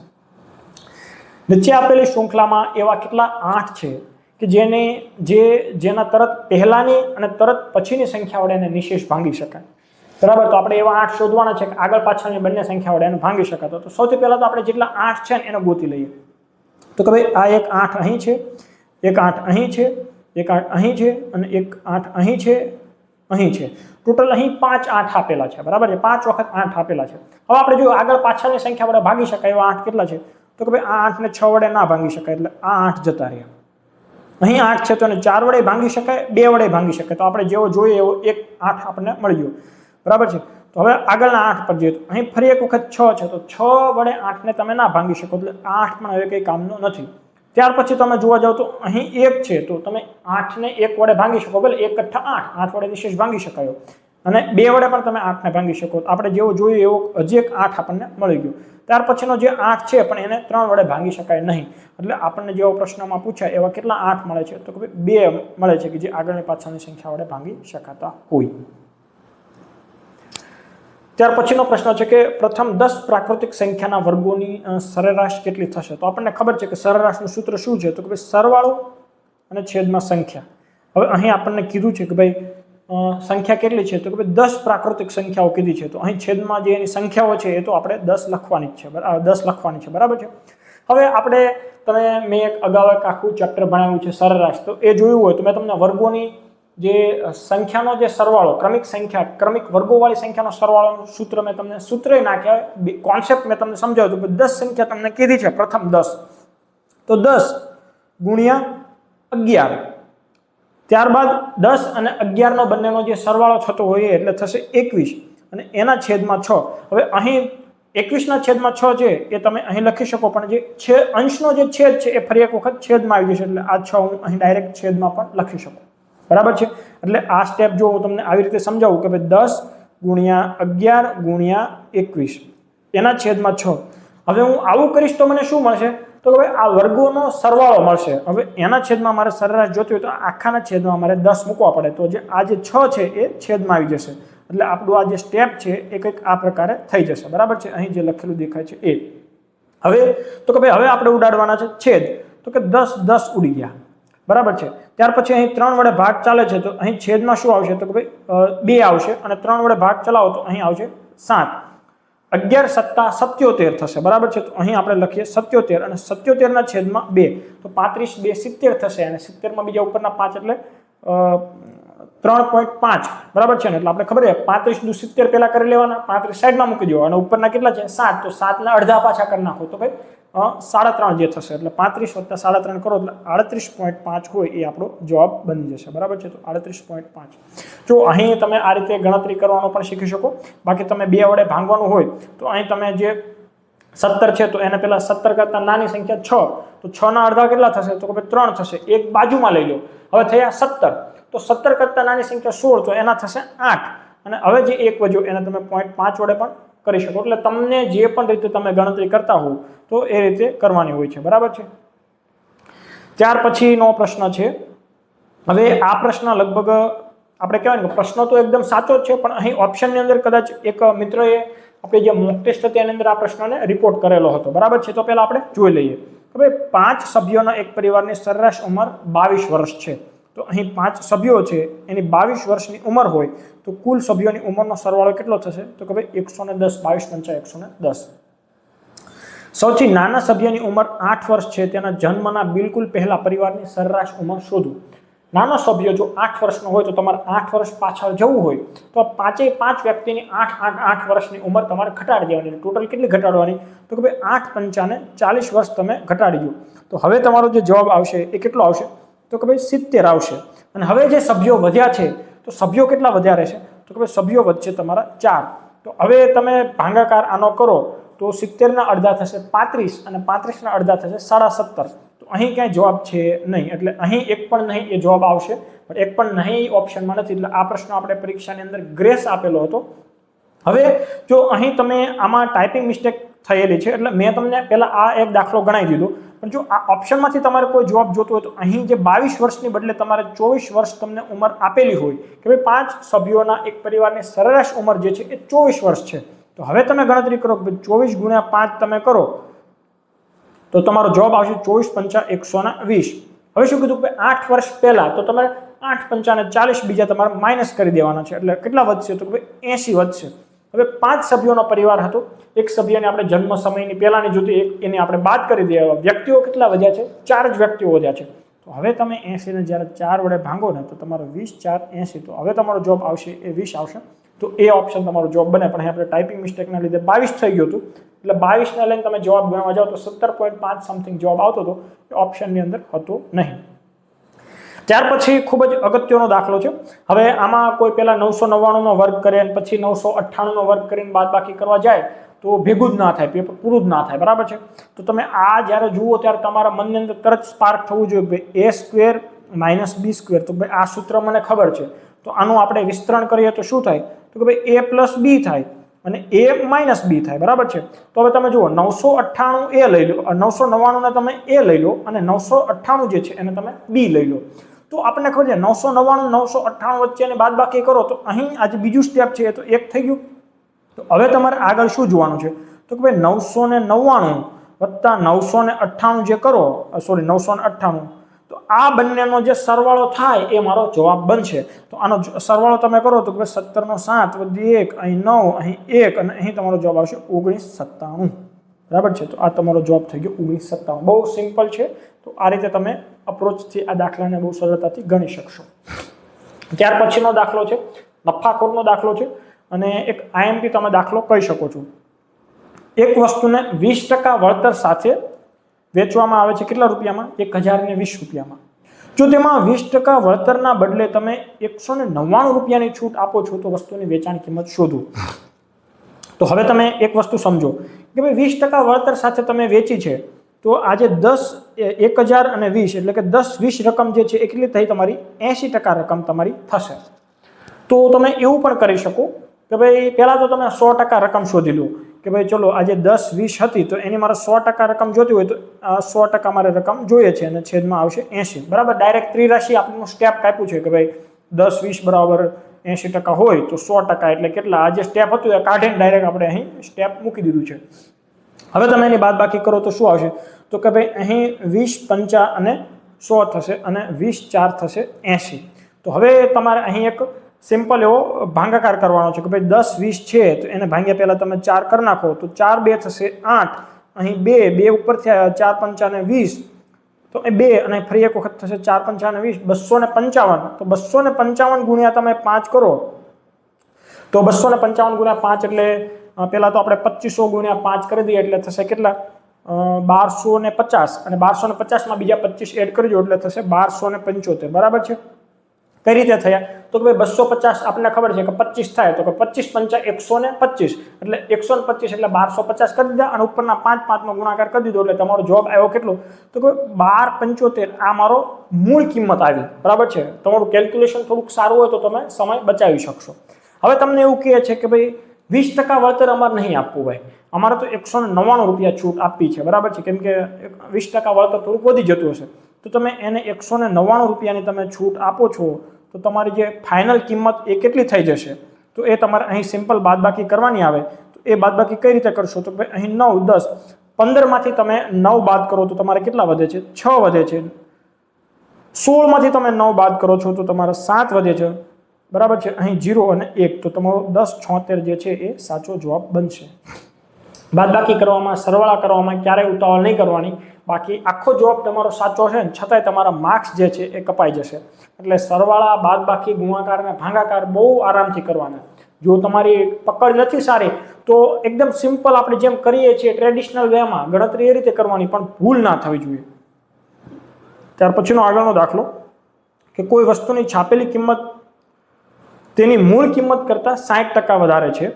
આ વસ્તુને 25% વળતર આપી વેચવામાં આવે તો ₹40 નો નફો થાય છે. તો છાપેલી કિંમત શોધો. હવે માની લો કે અહીં એની જે મૂળ કિંમત છે આપણે કહી દઈએ કે 100% છે. બરાબર છે. તો ચલો આ 100%. એના ઉપર તમે જે કિંમત છાપો છો તો એ કેટલી છાપો છો તો કે ભાઈ 60% ચડાવીને છાપો છો. એટલે 160% તમે બતાવ્યા છે કે ભાઈ 160%, કે ભાઈ 100 રૂપિયાની વસ્તુ લઈને આવ્યા છો પણ તમે એના ઉપર કિંમત છાપી છે 160 રૂપિયા. આનો મતલબ એવો થયો. હવે તમે શું કરો છો કે ભાઈ 25% તમે એને વળતર આપી દો છો. તો હવે 160 જે છે એનું તમે 25% વળતર આપો એટલે તમને કેટલા રૂપિયા મળે તો કે 75% રૂપિયા મળે. તો અહીં 25 તેરી 75, અહીં 25 4 100 અને અહીં તમે છેદ ઉડાડો તો ચોખ્ખે 16 અને 4 તેરી 12 120 રૂપિયામાં તમે હજુ પણ વસ્તુને વેચી રહ્યા છો. બરાબર છે. હવે તમે જો 100 રૂપિયાની વસ્તુ જે છે 100% થતી હતી એ વસ્તુમાં તમને 120% રકમ તો હજુ પણ મળે છે. એટલે તમને ચોખ્ખો દેખીતો 20%નો તમને બેનિફિટ થઈ રહ્યો છે. હવે એ 20%નો બેનિફિટ એ કેટલો થાય છે તો કે ₹40 જેટલો થાય છે. તો પ્રશ્ન એવો છે તો કોઈ છાપેલી કિંમત શોધો. તો હવે તમને સિમ્પલ મળી ગયું કે ભાઈ 20% એ ₹40 થાય છે તો છાપ્યા તો આપણે કેટલા તો ભાઈ 160%. આપણે છાપીએ તો ક્યાં ઓછું જ છે. તો એ થશે કેટલા? અહીં તમે જો 20 થી લઈને 160 એટલે 20 8 ને 160 એટલે તમે આનો 8 વડે ગુણાકાર કરો તો 8 4 32 320 રૂપિયા. તો અહીં 320 જે છે એ સાચો જવાબ બનશે. બહુ સરળ છે. કોન્સેપ્ટ ક્લિયર હશે તમારો તો તકલીફ નહીં આવે. એક ક્લાસમાં છોકરા છોકરીઓનું પ્રમાણ જે છે એ આપેલું છે કે કેટલું આપેલું છે તો કે બોયઝ છે અને ગર્લ્સ છે 5:3 નું પ્રમાણ મને આપેલું છે. ક્લાસમાંથી 10 છોકરાઓ નીકળી જાય છે તો વર્ગની અંદર જે છોકરા છોકરીઓનું પ્રમાણ છે એ નવું પ્રમાણ કેટલું થશે? આ ઓલ્ડ રેશિયો છે અને અહીં મને મળશે એ ન્યૂ રેશિયો મળશે. તો એ કેટલું થઈ જાય છે? તો કે ભાઈ 1:1 નું પ્રમાણ થઈ જાય છે. હવે તમે સમજો કે ભાઈ અહીંથી નીકળી કોણ જાય છે? તો કે ભાઈ છોકરાઓ નીકળી જાય છે. અહીં તમે પેલી ટ્રેડિશનલ વે પણ કરી શકો, બરાબર છે ને ભાઈ, કે 5x ને છેદમાં 3x 10 નીકળી જાય છે તો અહીં મળશે 1/1. આ એક ટ્રેડિશનલ વે છે, અહીં કોઈને કરવું હોય તો કરી શકે છે, પણ આ રીત તમે જુઓ, હું તમને સમજાવું છું, એનાથી વધુ મજા આવશે. આના ઉપરથી મિશ્રણવાળા જે દાખલાઓ આવશે ને જ્યારે, એ તમને બહુ સરળતાથી સમજાઈ જશે. તો અહીં આ વસ્તુ તમને ખાસ સમજવાનું કે છોકરાઓ નીકળી જાય છે, છોકરીઓ અચળ રહે છે, જેટલી હતી ને એટલી જ રહે, ખાલી એનો રેશિયો ફરે છે. તો અહીં આપણે રેશિયોમાં પણ છોકરીઓની સંખ્યાને સરખી કરી દઈએ તો આપણે અહીં 3નો રેશિયો હતો, છોકરીઓનો 3નો રેશિયો લાવવા માટે નીચેના રેશિયોને 3 વડે ગુણી દઈએ તો થશે 3:3. તો હવે હું અહીં આખો નવો રેશિયો લખી દઉં છું કે ભાઈ 3:3. હવે તમે જુઓ કે ભાઈ છોકરીઓ તો પહેલા પણ 3 હતી, અત્યારે પણ 3 છે અચળ, પણ છોકરાઓ જે છે એ 10 છોકરાઓ બાદ થઈ ગયા હતા. તો માઇનસ જે 10 છોકરાઓ બાદ થયા તો એના લીધે જે રેશિયો 5નો હતો એ થઈ ગયો 3નો. એનો મતલબ 2 એકમનો એનામાં ફેર આવે છે. તો 2 એકમનો ફેર એ જે 10 છોકરાઓ નીકળી ગયા એમના લીધે આવે છે. તો હવે અહીં 1 એકમની મૂલ્ય આપણને કેટલું મળી ગયું? તો 1 એકમ = 5 વિદ્યાર્થીઓ થશે. તો 1 એકમ = 5. તો શરૂઆતમાં કુલ કેટલા વિદ્યાર્થીઓ હતા? તો આપણને ખબર છે કે ભાઈ શરૂઆતમાં 5:3 ટોટલ 8 એકમ વિદ્યાર્થીઓ હતા. તો 8 × 5 = 40. તો આ થશે તમારો જવાબ. સમજાવું છું એટલે વાર લાગે છે. આ દાખલો 20 સેકન્ડથી વધુ, 20 સેકન્ડ હું તો કહું બહુ મેક્સિમમ થઈ ગયા, એનાથી વધુ સમય જવો ના જોઈએ. એ અને બીની કાર્યક્ષમતાનો જે તમને આપેલું છે કે એની કાર્યક્ષમતા જે છે એ બીની કાર્યક્ષમતા કરતાં 2 ગણી છે. એનો મતલબ કે માની લો કે બી છે એ 1 દિવસની અંદર 1 કૂવો ખોદતો હોય તો એ છે એ 1 દિવસની અંદર કેટલા કૂવા ખોદી નાખશે? 2. અને કહેવાય ડબલ કાર્યક્ષમતા. તો બંને ભેગા મળીને 1 દિવસની અંદર કેટલા કૂવા ખોદી શકે? 3. હવે એવું કહે છે કે બંને ભેગા મળીને એક કાર્યને 14 દિવસની અંદર જો પૂરું કરતા હોય તો કુલ કામ આપણે જોતું હોય તો આપણે એના ક્ષમતા ગુણ્યા એનો સમય કરી દઈએ તો 14 કેટલા થશે? 14 × 2 = 28 ને 14 × 42. તો અહીં આપણે લખી દઈશું કે 42 કૂવા ખોદવા જેટલું કામ થશે, 42 દિવાલ ચણવા જેટલું કામ થશે. અહીં કોઈ કે આ કામ કઈ રીતે મળ્યું? તો સૂત્ર છે ભાઈ કાર્ય = ક્ષમતા ગુણ્યા સમય. પણ આપણે અહીં તમે જે પણ વસ્તુ કરો છો ઇનડાયરેક્ટલી તમે આ જ સૂત્રનો ઉપયોગ કરો છો, પણ આપણે કામ અને મહેનતાણું ચેપ્ટરની અંદર શીખવ્યું છે કે સૂત્ર ક્યાંય બોલવાનું નથી, સમજવાનું છે, એને આપણે રેગ્યુલર પ્રેક્ટિસની અંદર ઉતારવાનું છે. પ્રશ્ન એવો છે તો એ એકલાને આ કામ પૂરો કરવા માટે કેટલો સમય લાગે? 42 કૂવા ખોદવાના છે. આ એ એકલો છે, 1 દિવસની અંદર 2 કૂવા ખોદે છે. 42 કૂવા એને ખોદવા હોય તો એને કેટલો સમય લાગે? તો 42/2 એટલે 21. તો 21 દિવસનો એને સમય લાગે. 21 તે ઓપ્શનમાં છે નહીં, તો જવાબ આવશે 1 પણ નહીં. હવે ત્યાર પછીનો 29મો પ્રશ્ન છે, ખૂબ જ અગત્યનો છે, આઈએમપી પ્રશ્ન છે. તો શું કહે છે? તો કે ભાઈ વિકાસ 3500 રૂપિયાના રોકાણ સાથે એક ધંધાની શરૂઆત કરે છે. 6 મહિના પછી સાગર X રકમનું જોડાણ કરીને ધંધામાં ભાગીદારી કરે છે. વર્ષના અંતે 7,600 રૂપિયાનો નફો મળે છે, જેમાં વિકાસના ભાગે 5600 આવે છે. તો X નું મૂલ્ય શોધો. હવે એક વસ્તુ તમે સમજો કે ભાઈ એક વિકાસ નામનો મિત્ર છે અને અહીં એક સાગર નામનો મિત્ર છે. હવે શું થાય છે?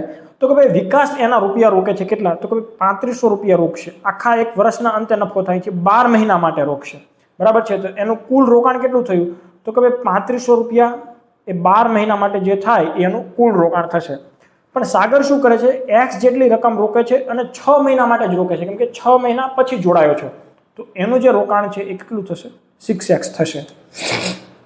હવે વ્યક્તિને જે નફો જે છે એની વહેંચણી કઈ રીતે કરે? તો કે ભાઈ એ રોકાણ એને જેટલા પ્રમાણમાં કરવું હોય એ પ્રમાણમાં એને નફો મળે, બરાબર. કોઈ વ્યક્તિ છે ઉદાહરણ તરીકે 50-50% પાર્ટનરશિપ કરે છે, ભાઈ 1 લાખ રૂપિયા આ રોકે છે, 1 લાખ રૂપિયા આ રોકે છે, તો બંનેને 50-50 નફો વહેંચાય. હવે તમે જુઓ નફો અહીં કઈ રીતે વેચાયો છે? તો કે ભાઈ 7,600 રૂપિયાનો જે કુલ નફો હતો તો એમાં વિકાસના ભાગે કેટલા આવ્યા હતા? તો કે ભાઈ વિકાસ જેમ સાગર. તો આપણે એ બંને જોઈએ તો ભાઈ વિકાસે આમાંથી 5600 રૂપિયા લીધા હતા અને બાકીના વધેલા જે 2000 રૂપિયા હતા એ સાગરના ભાગે આવ્યા હતા. તો નફો કયા પ્રમાણમાં વેચાયો? તો અહીં આ 2 0, આ 2 0 ઉડી ગયા, અહીં 2 0 2 0 ઉડી ગયા, અહીં 56 છે તો 14 દુ 28, 14 ચોકું 56 થશે. તો અહીં 4 4 વડે તમે ઉડાડો તો 14 આવશે અને અહીં જે છે એ આવશે 4 ઉડી જશે એટલે 5, તો 14:5 નો અહીં એક રેશિયો બને છે। હવે આ રેશિયોની અંદર નફાની વહેંચણી થયેલી છે અને હવે આપણે તો શોધવાનું છે x નું મૂલ્ય। સમજાય છે મારી વસ્તુ? તો હવે તમે ખાસ સમજો કે ભાઈ આ જે 14 એકમ જે છે તો 14 એકમ એને કઈ રીતે મળ્યા, તો કે ભાઈ આ જે એની જે રોકાણ હતું એના ઉપરથી તેને નફાની વહેંચણી કરી હશે। તો આ જે મૂલ્ય જે છે મારે કરવું હોય 14/5, તો એ મારે કરવું હોય તો કઈ રીતે થશે? તો હવે આપણે અહીં 5 એકમ 6x = 5 એકમ થશે, કેમ કે નફાની જે વહેંચણી છે એના કુલ રોકાણ પર થયેલી હશે। તો હવે આપણે 6x = આપણે જોઈએ છે 5 એકમ કરવા હોય પણ x ની વેલ્યુ જ આપણી પાસે નથી, તો આપણને એ ખબર છે કે ભાઈ અહીં આ જે 14 એકમ છે બરાબર છે, તો 14 એકમની વેલ્યુ આપણી પાસે છે કેટલી, તો કે 3500 × 12। તો હું એવું કહું કે ભાઈ 14 એકમ બરાબર 3500 × 12, તો આમાં કઈ ખોટું છે ના। તો મારે 1 એકમની કિંમત જોતી હોય તો અહીં 1 એકમ = 14 હતા, અહીં આવશે છેદમાં, તો શું થશે, તો કે હવે અહીં છેદ ઉડાડો તો 6 2 12 થશે, અહીં આવશે 7, તો હવે છેદ કઈ રીતે ઉડશે, તો કે 7 5 35, એટલે હવે થયું તમારે 500 × 6, તો આપણે 1 એકમની કિંમત આવી 3000 રૂપિયા। હવે આ વસ્તુ તમને ક્લિયર સમજાવવી જોઈએ કે 1 એકમની વેલ્યુ કેટલી આવે છે, 3000 રૂપિયા। તો હવે અહીં સાગરના પાસે જે રોકાણ હતું એ કુલ કેટલા એકમ જેટલું થતું હતું, તો કે ભાઈ એનું કુલ રોકાણ હતું એ 5 એકમ જેટલું થતું હતું। અહીં આને હું સાઈડમાં લઈ લઉં છું, બરાબર છે, એટલે ક્લિયર દેખાય। તો જે સાગરનું જે રોકાણ હતું એ કેટલું થતું હતું, તો કે ભાઈ 5 એકમ જેટલું થતું હતું। તો આ સાગરનું રોકાણ થયું 5 એકમ અને 1 એકમની વેલ્યુ આપણી પાસે છે 3000 રૂપિયા, એટલે સાગરનું કુલ રોકાણ થશે 6 5 5 3 15000 રૂપિયા એનું કુલ રોકાણ થશે, બરાબર છે। તો આ થયું સાગરનું રોકાણ કેટલા મહિનાનું, 6 મહિનાનું રોકાણ। તો આપણે એનું જે શરૂઆતમાં આપણે તો જોઈએ છે x ની વેલ્યુ, તો અહીં x ગુણ્યા આપણે આજે છે 15000 એ તો 6x ની વેલ્યુ થઈ, બરાબર। એટલે 15000 ને જો હું 6 વડે ભાંગું તો મારો જવાબ શું આવશે, તો કે ભાઈ અહીં આપણે કરી દઈએ કે 3 × 2, તો અહીં 3 5 15 અને 5000 ભાગ્યા 2 એટલે 2500। તો સાગરે જે છે ને એ 2500 રૂપિયાનું રોકાણ કરેલું હોય। દાખલો થોડો ગણતરીમાં લાંબો છે પણ સમજાય જેવો જોઈએ, મેં દરેક સ્ટેપ લખીને તમને આનું સોલ્યુશન કરાવ્યું છે। અઘરો બિલકુલ નથી, ખાલી તમારો કોન્સેપ્ટ તમને ખ્યાલ આવવો જોઈએ કે ભાઈ કઈ સમયે તમને કઈ વેલ્યુ મળે છે। અહીં ગુણાકાર ભાગાકારમાં ક્યાંય ભૂલ ના થયેલી હોય એ ખાસ જોઈ લેવાનું, જેમ કે અહીં 15000 હતા તો આપણે ગુણાકારમાં ભૂલ ના થાય એના માટે આપણે નાનામાં ફેરવી દીધું, 6 હતા તો નીચે આપણે 3 × 2 કરીને આપણે 3 5 15 વડે ભાગ ઉડાડી દીધું, એટલે આપણને ખબર પડી ગઈ 5000/2 એટલે 2500 ની વેલ્યુ આપણે આવવાની છે। ઉતાવળ કર્યા વિના તમને એવું લાગે કે એમાં ગણતરીમાં ભૂલ થાય એવું છે, બહુ સરળ રીતે નાનામાં છેદ ઉડાડો પણ તમારો જવાબ જે છે એ સાચો આવવો જોઈએ। ના સમજાય તો આ દાખલો ફરી એક વખત જોજો, ખૂબ આઈએમપી પ્રશ્ન છે અને મને એવું લાગે છે કે જો પેપર લેન્ધી કાઢવું તો આ પ્રકારનો એકાદો દાખલો મૂકી શકે। ત્યાર પછીનો દાખલો કે સમાન ક્ષમતાવાળા 9 નળની એક ટાંકી 20 મિનિટમાં ભરી શકે છે, બરાબર। સમાન ક્ષમતાવાળા 9 નળ એક ટાંકીને 20 મિનિટની અંદર ભરી શકે છે। જો આ ટાંકીને 15 મિનિટમાં ભરવી હોય તો સમાન ક્ષમતાવાળા કેટલા નળની જરૂર પડે? આ દાખલો બે રીતથી ગણી શકાય। એક તો આપણને ખબર છે કે M1 D1 = M2 D2 તમે કરશો તો અહીં 9 × 20 મિનિટની અંદર ભરે છે અને 15 મિનિટને ભરવું હોય તો છેદમાં આવશે 15। તો અહીં તમે કરો કે 3 5 15 અને અહીંયા 3 3 9 થશે અને 5 અહીં ઉડાડો, 5 4 3 4 થયા 12, તો આ થયો તમારો જવાબ। ત્યાર પછીનો પ્રશ્ન છે કે શાળાના વિદ્યાર્થીઓને 54 વિદ્યાર્થીઓની હરોળમાં ઊભા રાખવામાં આવે તો 30 હરોળ બને છે। જો તેમને 45 વિદ્યાર્થીની એક એવી હરોળમાં ઊભા રાખવામાં આવે તો કુલ કેટલી હરોળ બનશે? બહુ સરળ દાખલો છે કે ભાઈ જો તમે કુલ 54 વિદ્યાર્થીઓને એક હરોળની અંદર ઊભા રાખો તો એવી કેટલી હરોળ બને છે? 30 હરોળ બને છે। તો આ બંનેનો ગુણાકાર કરું તો મને વિદ્યાર્થીઓની કુલ સંખ્યા મળી જાય, બરાબર છે ને। કે ભાઈ એક હરોળની અંદર હું તમને એવું કહું કે ભાઈ 2 વિદ્યાર્થીઓને ઊભા રાખું, એવી હું 3 હરોળ બનાવું તો શું થાય? 3 × 2 એટલે 6 વિદ્યાર્થીઓ મળી ગયા ને। કેલ્ક્યુલેશન જે રીતે આપણે નાનું કરીએ તો કેવું તરત ખ્યાલ આવી જાય છે, તો સેમ અહીં એ જ વસ્તુ છે કે ભાઈ 54 વિદ્યાર્થીઓની હરોળ બનાવી છે, એવી 30 હરોળ બનાવી છે, તો તમને અહીં મળી જશે કુલ વિદ્યાર્થીઓની સંખ્યા। પ્રશ્ન એવો છે કે ભાઈ 45 વિદ્યાર્થીઓ એક હરોળમાં ઊભા રાખવામાં આવે તો કેટલી હરોળ બનશે? તો અહીં સિમ્પલ હું એના છેદમાં 45 વડે ભાંગી નાખું તો મને મળી જશે જવાબ। જેમ કે મેં તમને કીધું હતું 2 વિદ્યાર્થીઓને 3 હરોળ હોય, બરાબર છે, તો 6 વિદ્યાર્થીઓ મળી ગયા। હવે હું તમને એવું કહું કે ભાઈ એ 6 વિદ્યાર્થીઓને મારે 3 વિદ્યાર્થીઓની એક રોલ બનાવી હોય તો તમે 6 ને ભાગ્યા 3 કરો 2 વિદ્યાર્થીઓ મળી જાય, 2 રોલ તમને બની જાય. તો સેમ અહીં તમે એ રીતે કરી શકો. તો આપણે ખબર છે 45 એટલે 15 તેરી 45 થશે. અહીં 15 2 30, 54 નો ભાગ તમારે 3 વડે ચલાવવો હોય તો 18 તેરી ને 54, 18 દુ 36 ને 18 તેરી 54. તો આ તમારો જવાબ આવશે 18 ગુણ્યા 2 ઇઝ ઇક્વલ ટુ 18 દુ 36. તો આ જે છે એ 45 વિદ્યાર્થીઓને તમે રોલ બનાવવા જાઓ તો એ 36 રોલ બનશે. ત્યાર પછીનો દાખલો છે. હવે આ દાખલાની અંદર પણ આપણે ગ્રેસ આપેલો છે. દાખલો ખોટો કદી હોય જ નહીં, એના ઓપ્શન જે હોય એ જવાબની અંદર આવે નહીં, એટલે આપણે દાખલાને ના છૂટકે ખોટો કહેવો પડે. આમ તો ખોટો ના કહેવો પડે, ઓપ્શન ખોટા છે. આ પ્રશ્નમાં આપણે ગ્રેસ આપેલો છે. આમ જોવા જઈએ ને તો આ પ્રશ્ન, આ પ્રકારના પ્રશ્નોના ઓપ્શનની મદદથી જ ગણવાના કે ભાઈ એક સંખ્યાનો જે ત્રીજો ભાગ જે છે એ બીજી સંખ્યાના 7મા ભાગ કરતા, કેમ કે આના તમે ટ્રેડિશનલ વેમાં જો ગણવા જાઓ, હવે આપણે એમ કહીએ છીએ કે રકમ સાચી છે તો ગણતરી કઈ રીતે કરો, ઓપ્શન તો અહીં સાચો જવાબ છે નહીં, બાકી તો ઓપ્શન ઉપરથી ચપટી વગાડતા જવાબ આવે. તો તમે આને જુઓ, એક સંખ્યા તમે x લઈ લો અને બીજી સંખ્યાને તમે y લઈ લો તો શું કીધું છે તો કે ભાઈ બે સંખ્યાનો સરવાળો જે છે એ 148, તો x + y 148 થયો. પછી તમને એવું કીધું કે પહેલી સંખ્યાનો ત્રીજો ભાગ એટલે x/3 એ કેટલો છે તો કે ભાઈ બીજી સંખ્યાના 7મા ભાગ કરતા, એટલે કે y/7 + 8. હવે નાની સંખ્યા શોધો. કેટલી લાંબી ગણતરી તમારી થઈ જાય છે, બરાબર છે. તો આ રીતે તો તમે કરવા જાઓ તો હવે તમારું જે આ એક સમીકરણ બન્યું, બરાબર. ઓપ્શન આપેલા હોય તો ઓપ્શનની મદદથી જ થઈ જવાનું છે. તો અહીં ઓપ્શન કોઈ સાચા છે નહીં, તો હવે તમે કઈ રીતે કરી શકો તો કે ભાઈ અહીં y જે છે તો 7 × 8 ને 56 અને એના છેદમાં આ આવશે 7, અહીં આવશે x ના છેદમાં 3. તો સમીકરણ શું બનશે તો કે ભાઈ 7x, આ 7 અહીં ગુણાકારમાં ગયા, ઇઝ ઇક્વલ ટુ 3y - 56 ગુણ્યા પ્લસ 56 ગુણ્યા 3. આ રીતનું તમારું સમીકરણ બનશે. આ y માઇનસ આ સાઈડ આવે તો માઇનસ થશે, 7x - 3y is equal to 56 ગુણ્યા 3 એટલે 150, અને 150 + 18 એટલે 168. આ પ્રકારનું તમારું કેલ્ક્યુલેશન થાય. સમીકરણ 1 મળી ગયું તમને, સમીકરણ 2 મળી ગયું. આના ઉપરથી તમે ગણતરી કરો તો તમને ખ્યાલ આવે કે ભાઈ જવાબ લાવવો કેટલો લેન્ધી થઈ જશે, બરાબર છે. હવે તમે આ એક સમીકરણ જે છે એને 7 વડે ગુણો અને પછી બંનેની બાદબાકી કરો અને પછી તમે x ની વેલ્યુ મેળવો અને એના ઉપરથી બહુ લાંબી રીત થઈ જશે. એટલે આ ઓપ્શનની રીતથી ગણવો વધારે સરળ પડશે. એટલે આપણે એક ટેસ્ટની અંદર આવો એક પ્રશ્ન ફરી વખત પૂછું જ્યારે તમારે એનો ઓપ્શનની ઉપરથી લાવવાનો રહેશે, બરાબર છે. તો જો તમારે આને દાખલાને ગણવો હોય તો હું અહીં તમને સમીકરણો મૂકી દઉં છું કે ભાઈ x + y = 148 અને 7x - 3y = 168. તો આના ઉપરથી જે જવાબ આવશે એ લગભગ પોઈન્ટમાં આવશે. તો એ કેટલો આવે છે એ તમે તમારી જાતે કેલ્ક્યુલેશન કરી અને જવાબ આપજો કોમેન્ટની અંદર, બરાબર છે. ત્યાર પછીનો પ્રશ્ન છે એક ચોરસની લંબાઈમાં 10% વધારો કરવામાં આવે. તો માની લો કે આપણે એવું કહીએ છીએ કે ભાઈ ચલો લંબાઈ જે છે અહીં તમે 100% ધારીને પણ ગણી શકો. અને અહીં બીજો પ્રશ્ન શું છે કે પહોળાઈમાં 10%નો ઘટાડો કરવામાં આવે છે તો એકંદરે ક્ષેત્રફળમાં શું ફેરફાર આવશે. અહીં એક ચોરસ કીધું છે એટલે એમાં લંબાઈ પહોળાઈ સરખી જ હોય એટલે આપણે એવું લાખો કે લંબચોરસ હશે, બરાબર, એનાથી કંઈ ફેર નહીં પડવાનો.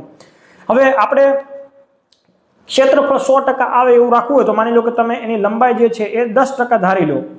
હવે લંબાઈની અંદર 10%નો વધારો થશે તો ભાઈ 10 ના 10% એટલે 1નો વધારો, એટલે એ કેટલા થયા તો કે ભાઈ 11% થઈ ગયા.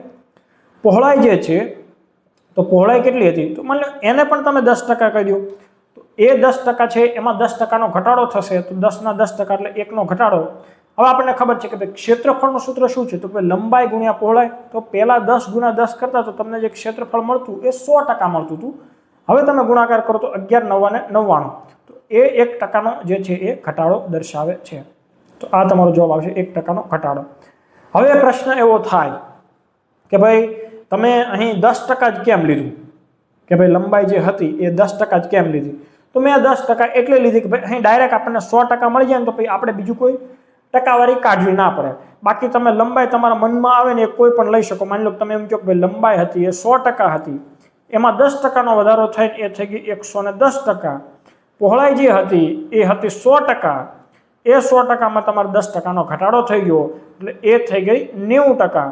હવે તમે જોશો તો એનું ક્ષેત્રફળ કેટલું થશે તો કે ભાઈ 1 ની પાછળ 4 મીંડા 10,000% એનું જે ક્ષેત્રફળ થયું. તો હવે અહીં તમે જોશો તો 11,99 એની પાછળ 2 મીંડા. તો ક્ષેત્રફળમાં ઘટાડો કેટલો થયો તો કે ભાઈ પહેલા 10,000 હતું, હવે કેટલું થઈ ગયું તો કે ભાઈ 9,900 થઈ ગયું. જો અહીં આપણે કેવું ઇઝીલી 100% હતું ને એમાંથી ડાયરેક્ટ 99%, એટલે આજે 100% થી ડાયરેક્ટ 99%, 1%નો ઘટાડો તમને ખબર પડી જાય. પણ હવે તમારે અહીં 10,000%, એમાંથી 9,900%, તો કેટલું લાંબુ ડીપ છે 1%નો ઘટાડો. તો હવે પણ તમારે એ જોવું પડે ભાઈ 10,000 જે ક્ષેત્રફળ હતું એમાંથી એક ક્ષેત્રફળ થઈ ગયું છે 9,900, તો કોઈ એવું કહી દે કે ભાઈ 100%નો ઘટાડો, તો એવું ના હોય. 100%નો ઘટાડો અહીં તમારે જોવા પડે કે ભાઈ 10,000ની સાપેક્ષમાં 9,900 થયા, એટલે કે ભાઈ 100નો જે ઘટાડો થયો એ શેની સાપેક્ષે થયો છે, તો કે ભાઈ 10,000ની સાપેક્ષે થયો છે. તો ભાઈ આ રીતે તમે એની ટકાવારી કાઢો કે ભાઈ 100નો ઘટાડો પણ 10,000ની સાપેક્ષે. તો હવે 0 ઉડાડો તો કે 1 2 3 4 0 ઉડી ગયા, 1 2 3 4 0 ઉડી ગયા, તો શું વધ્યું 1 ગુણ્યા 1, તો એ 1%નો ઘટાડો બતાવ્યો ને. તો આવી જે આ વધારાની જે ફિઝુલ મહેનત ના કરવી પડે ને એના માટે આપણે 10% લીધું હતું. અને હું કહું આ પ્રકારના દાખલા આવે એટલે 10% જ લેવાનું. ત્યાર પછીનો પ્રશ્ન છે કે એક વેપારી 15 રૂપિયાના 6 નંગ કેળા ખરીદે છે. તો અહીં આપણે ભાવ લખી દઈએ, અહીં આપણે લખી દઈશું નંગ. તો કે 15 રૂપિયાના 6 નંગ કેળા, 12 રૂપિયાના 4 નંગ કેળા વેચે છે. તો અહીં થયા 12 રૂપિયાના 4 નંગ કેળા. હવે આમાં તમે બે પ્રકારે ગણતરી કરી શકો. શોર્ટકટ એ છે કે અહીં તમે નંગથી લઈને આ સાઈડ તમે ભાવ વડે ગુણાકાર કરો તો 15 ચોકુને થશે તમારો 60 રૂપિયા, તો એ તમારી થશે ખરીદ કિંમત. અહીં તમે આ ગુણાકાર કરો કે ભાઈ 6 ગુણ્યા 12, તો 12 છક થશે 72, તો આ એની થશે વેચાણ કિંમત. તો તમને એવું કે ભાઈ 60 રૂપિયાના કેળા તમે 72 રૂપિયામાં વેચ્યા, તો તમને નફો થાય ખોટ થાય? સીધી વાત છે, નફો થાય. નફો કેટલાનો થાય? તો કે 12 રૂપિયાનો થાય. કેટલા રૂપિયામાંથી? તો કે ભાઈ 60 રૂપિયામાંથી થાય. અહીં એને ટકાવારીમાં ફેરવવા માટે તમે 100 વડે ગુણો તો આપણને ખબર છે કે ભાઈ 12 5 60, અને અહીં તમે ટકાવારીમાં ફેરવો એટલે 20 થશે. 20 5 100, 100 ભાગ્યા 5 એટલે 20 5 100, તો 20%નો તમારો નફો છે એ સાચો જવાબ બનશે. હવે આ રીતથી તમારે નથી કરવું તો બીજી કઈ રીત છે? તો કે ભાઈ અહીં આપણે જે છે એ નંગની સંખ્યા સરખી કરી દઈએ. તો અહીં જે 6 નંગ છે અને અહીં જે 4 નંગ છે, તો 6 અને 4 નો લસા શું થશે? 12 થશે. તો આ આખું જે સમીકરણ છે એને તમે 2 વડે ગુણી નાખો, અને આ જે આખું ગુણોત્તર જે છે એને તમે ગુણી નાખો 3 વડે. એટલે શું થશે? તો કે ભાઈ 2 ગુણ્યા 15, તો 15 નો ભાવ થઈ ગયો 30 રૂપિયા, બરાબર છે ને? તો ચલો હું અહીં ડાયરેક્ટ 30 લખું છું, અને 6 નો 2 નો ગુણાકાર અહીં હું લખું છું 12. અહીં તમે 3 નો ગુણાકાર કરશો 12 સાથે, તો 12 તેરી થશે 36, અને અહીં તમે 3 નો ગુણાકાર 4 વડે કરશો તો થશે અહીં શું હતું?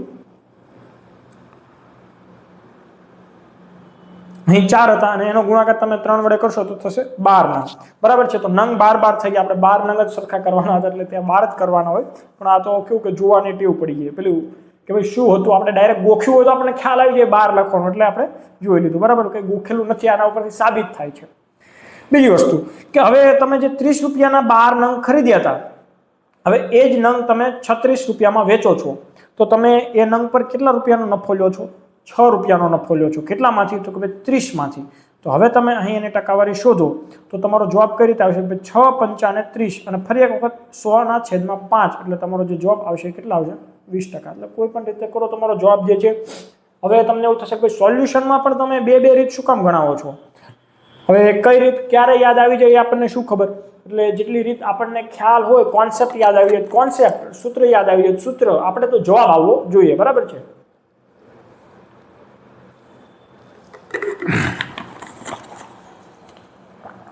પાંત્રીસમો દાખલો જોઈએ કે એક પાત્રમાં 120 લીટર દૂધ અને પાણીનું મિશ્રણ છે. તો અહીં આપણે કહી દઈએ કે ભાઈ ચલો દૂધ અને પાણીનું મિશ્રણ હશે, જેમાં દૂધ અને પાણીનું પ્રમાણ આપણને આપેલું છે 5:3. હવે એવું કહે છે કે x લીટર મિશ્રણ તમે કાઢી લ્યો છો, તો દૂધ અને પાણીનો જે તફાવત છે ને એ 24 લીટરનો થઈ જાય છે. તો x ની કિંમત તમે શોધો. હવે જુઓ એક વસ્તુ સમજો, તમે આ મિશ્રણ જે છે દૂધ અને પાણીનું પ્રમાણ જે 3% છે, એમાંથી તમે હું એવું કહું ચલો -x લીટર તમે કાઢી લો છો, તો તમે મિશ્રણ કાઢશો તો પણ દૂધ અને પાણીનું જે પ્રમાણ છે પ્રમાણમાં કદી ફેરફાર નથી થવાનો, એ તો 5:3 જ રહેવાનું છે. પણ આ બંનેનું પ્રમાણ સરખું રહે છે, પણ જે ક્વોન્ટિટી હતી એ બદલાઈ જશે. તો એ કેટલી બદલાય છે? તો એવું કહે છે કે દૂધ અને પાણીનો જે તફાવત છે ને એ 24 લીટરનો થઈ જાય છે. તો અહીં દૂધ અને પાણીનો તફાવત કેટલા એકમ છે? તો કે 2 એકમનો છે. અને એ કેટલો થઈ જાય છે? તો કે 24 લીટર જેટલો થઈ જાય છે. તો એના ઉપરથી તમને અહીં 1 એકમની કિંમત તમને મળે કે ના મળે? તો કે હા ભાઈ મળે. ને કેટલી મળે છે? તો કે ભાઈ એ એક એકમની જે કિંમત છે એ કિંમત મને મળે છે 12 લીટર જેટલી મળે છે। તો હવે શું થાય છે, તો આપણને મળી ગઈ એક એકમની વેલ્યુ 12 લીટર।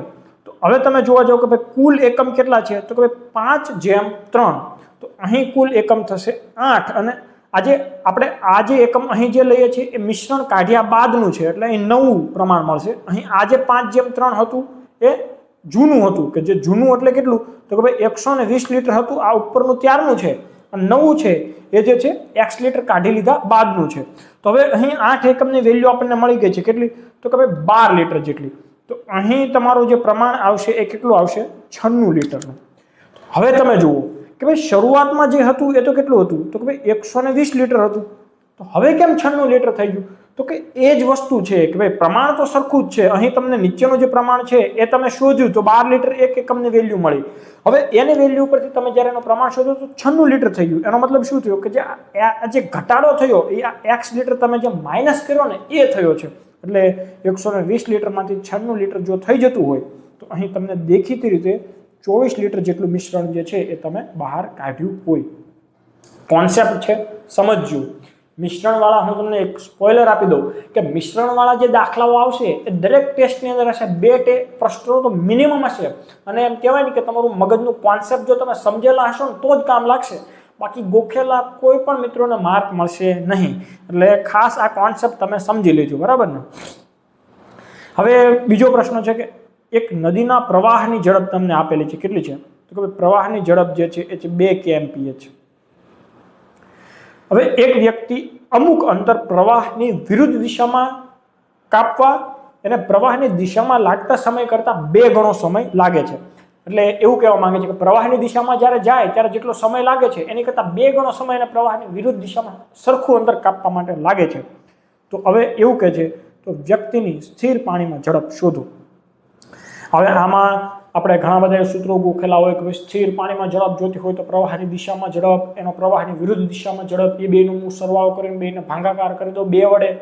તો મને અહીં આ પ્રકારના દાખલામાં તમને સૂત્રો આવડે કે ના આવડે, કોન્સેપ્ટ આવડે કે ના આવડે, તમે ઓપ્શન પરથી પણ તમે એક અપ્રોચ રાખી શકો। કઈ રીતે, માની લો કે તમે એવું કહો છો કે 6 કિલોમીટર પ્રતિ કલાકની ઝડપ છે આ વ્યક્તિની સ્થિર પાણીમાં, તો હવે અંતર તો એ સરખું કાપે છે, તો ચલો આપણે પહેલા 6 kmph ને લઈને ટ્રાય કરીએ। તો ભાઈ 6 કિલોમીટરમાં હવે જ્યારે એની આપણને જવાબ શું શોધવાનો છે કે વ્યક્તિની સ્થિર પાણીમાં ઝડપ, તો માની લો કે સ્થિર પાણીમાં જો ઝડપ એની 6 કિલોમીટર પ્રતિ કલાકની હોય તો પ્રવાહની ઝડપ કેટલી છે, તો કે 2 કિલોમીટર છે। તો જ્યારે પ્રવાહની સાથે જશે અને પ્રવાહની વિરુદ્ધ દિશામાં જશે તો અહીં જ્યારે સાથે જાય તો 6 + 2 8 kmph થઈ જશે, સીધી વસ્તુ છે। અને વિરુદ્ધ દિશામાં જ્યારે જશે ત્યારે 2 ઘટી જશે એટલે 4 kmph થઈ જશે। જો હું તમને સમજાવું છું એટલે આવું બધું લખું છું, બાકી તો આ દાખલો 20 થી 20 સેકન્ડની અંદર ગણાઈ જાય। એક ઓપ્શન તમારે 10 સેકન્ડની અંદર તમારે ટ્રાય કરવાનો, 2 ઓપ્શન ગણો એટલે તમારો જવાબ આવી જાય। હવે હું એવું કહું કે કુલ અંતર આપણે આ બંનેના લસા જેટલું રાખીએ અથવા તો થોડુંક વધારે રાખીએ, ચલો આપણે એમ કહીએ કે ભાઈ 8 કિલોમીટરનું કુલ અંતર જે છે એ કાપવું છે, બરાબર છે। તો હવે પ્રવાહની સાથે જશે તો કેટલા કલાકનો સમય લાગશે, તો કે ભાઈ 1 કલાકનો જ સમય લાગશે, કેમ કે 8/8 ઉડી ગયું, બરાબર છે। પણ જ્યારે એ 2 કિલોમીટર પ્રતિ કલાકની ઝડપે વિરુદ્ધ દિશામાં જાય છે ત્યારે એને કેટલો સમય લાગશે, તો ભાઈ 8/4, તો કે ભાઈ 2 કલાકનો જેટલો।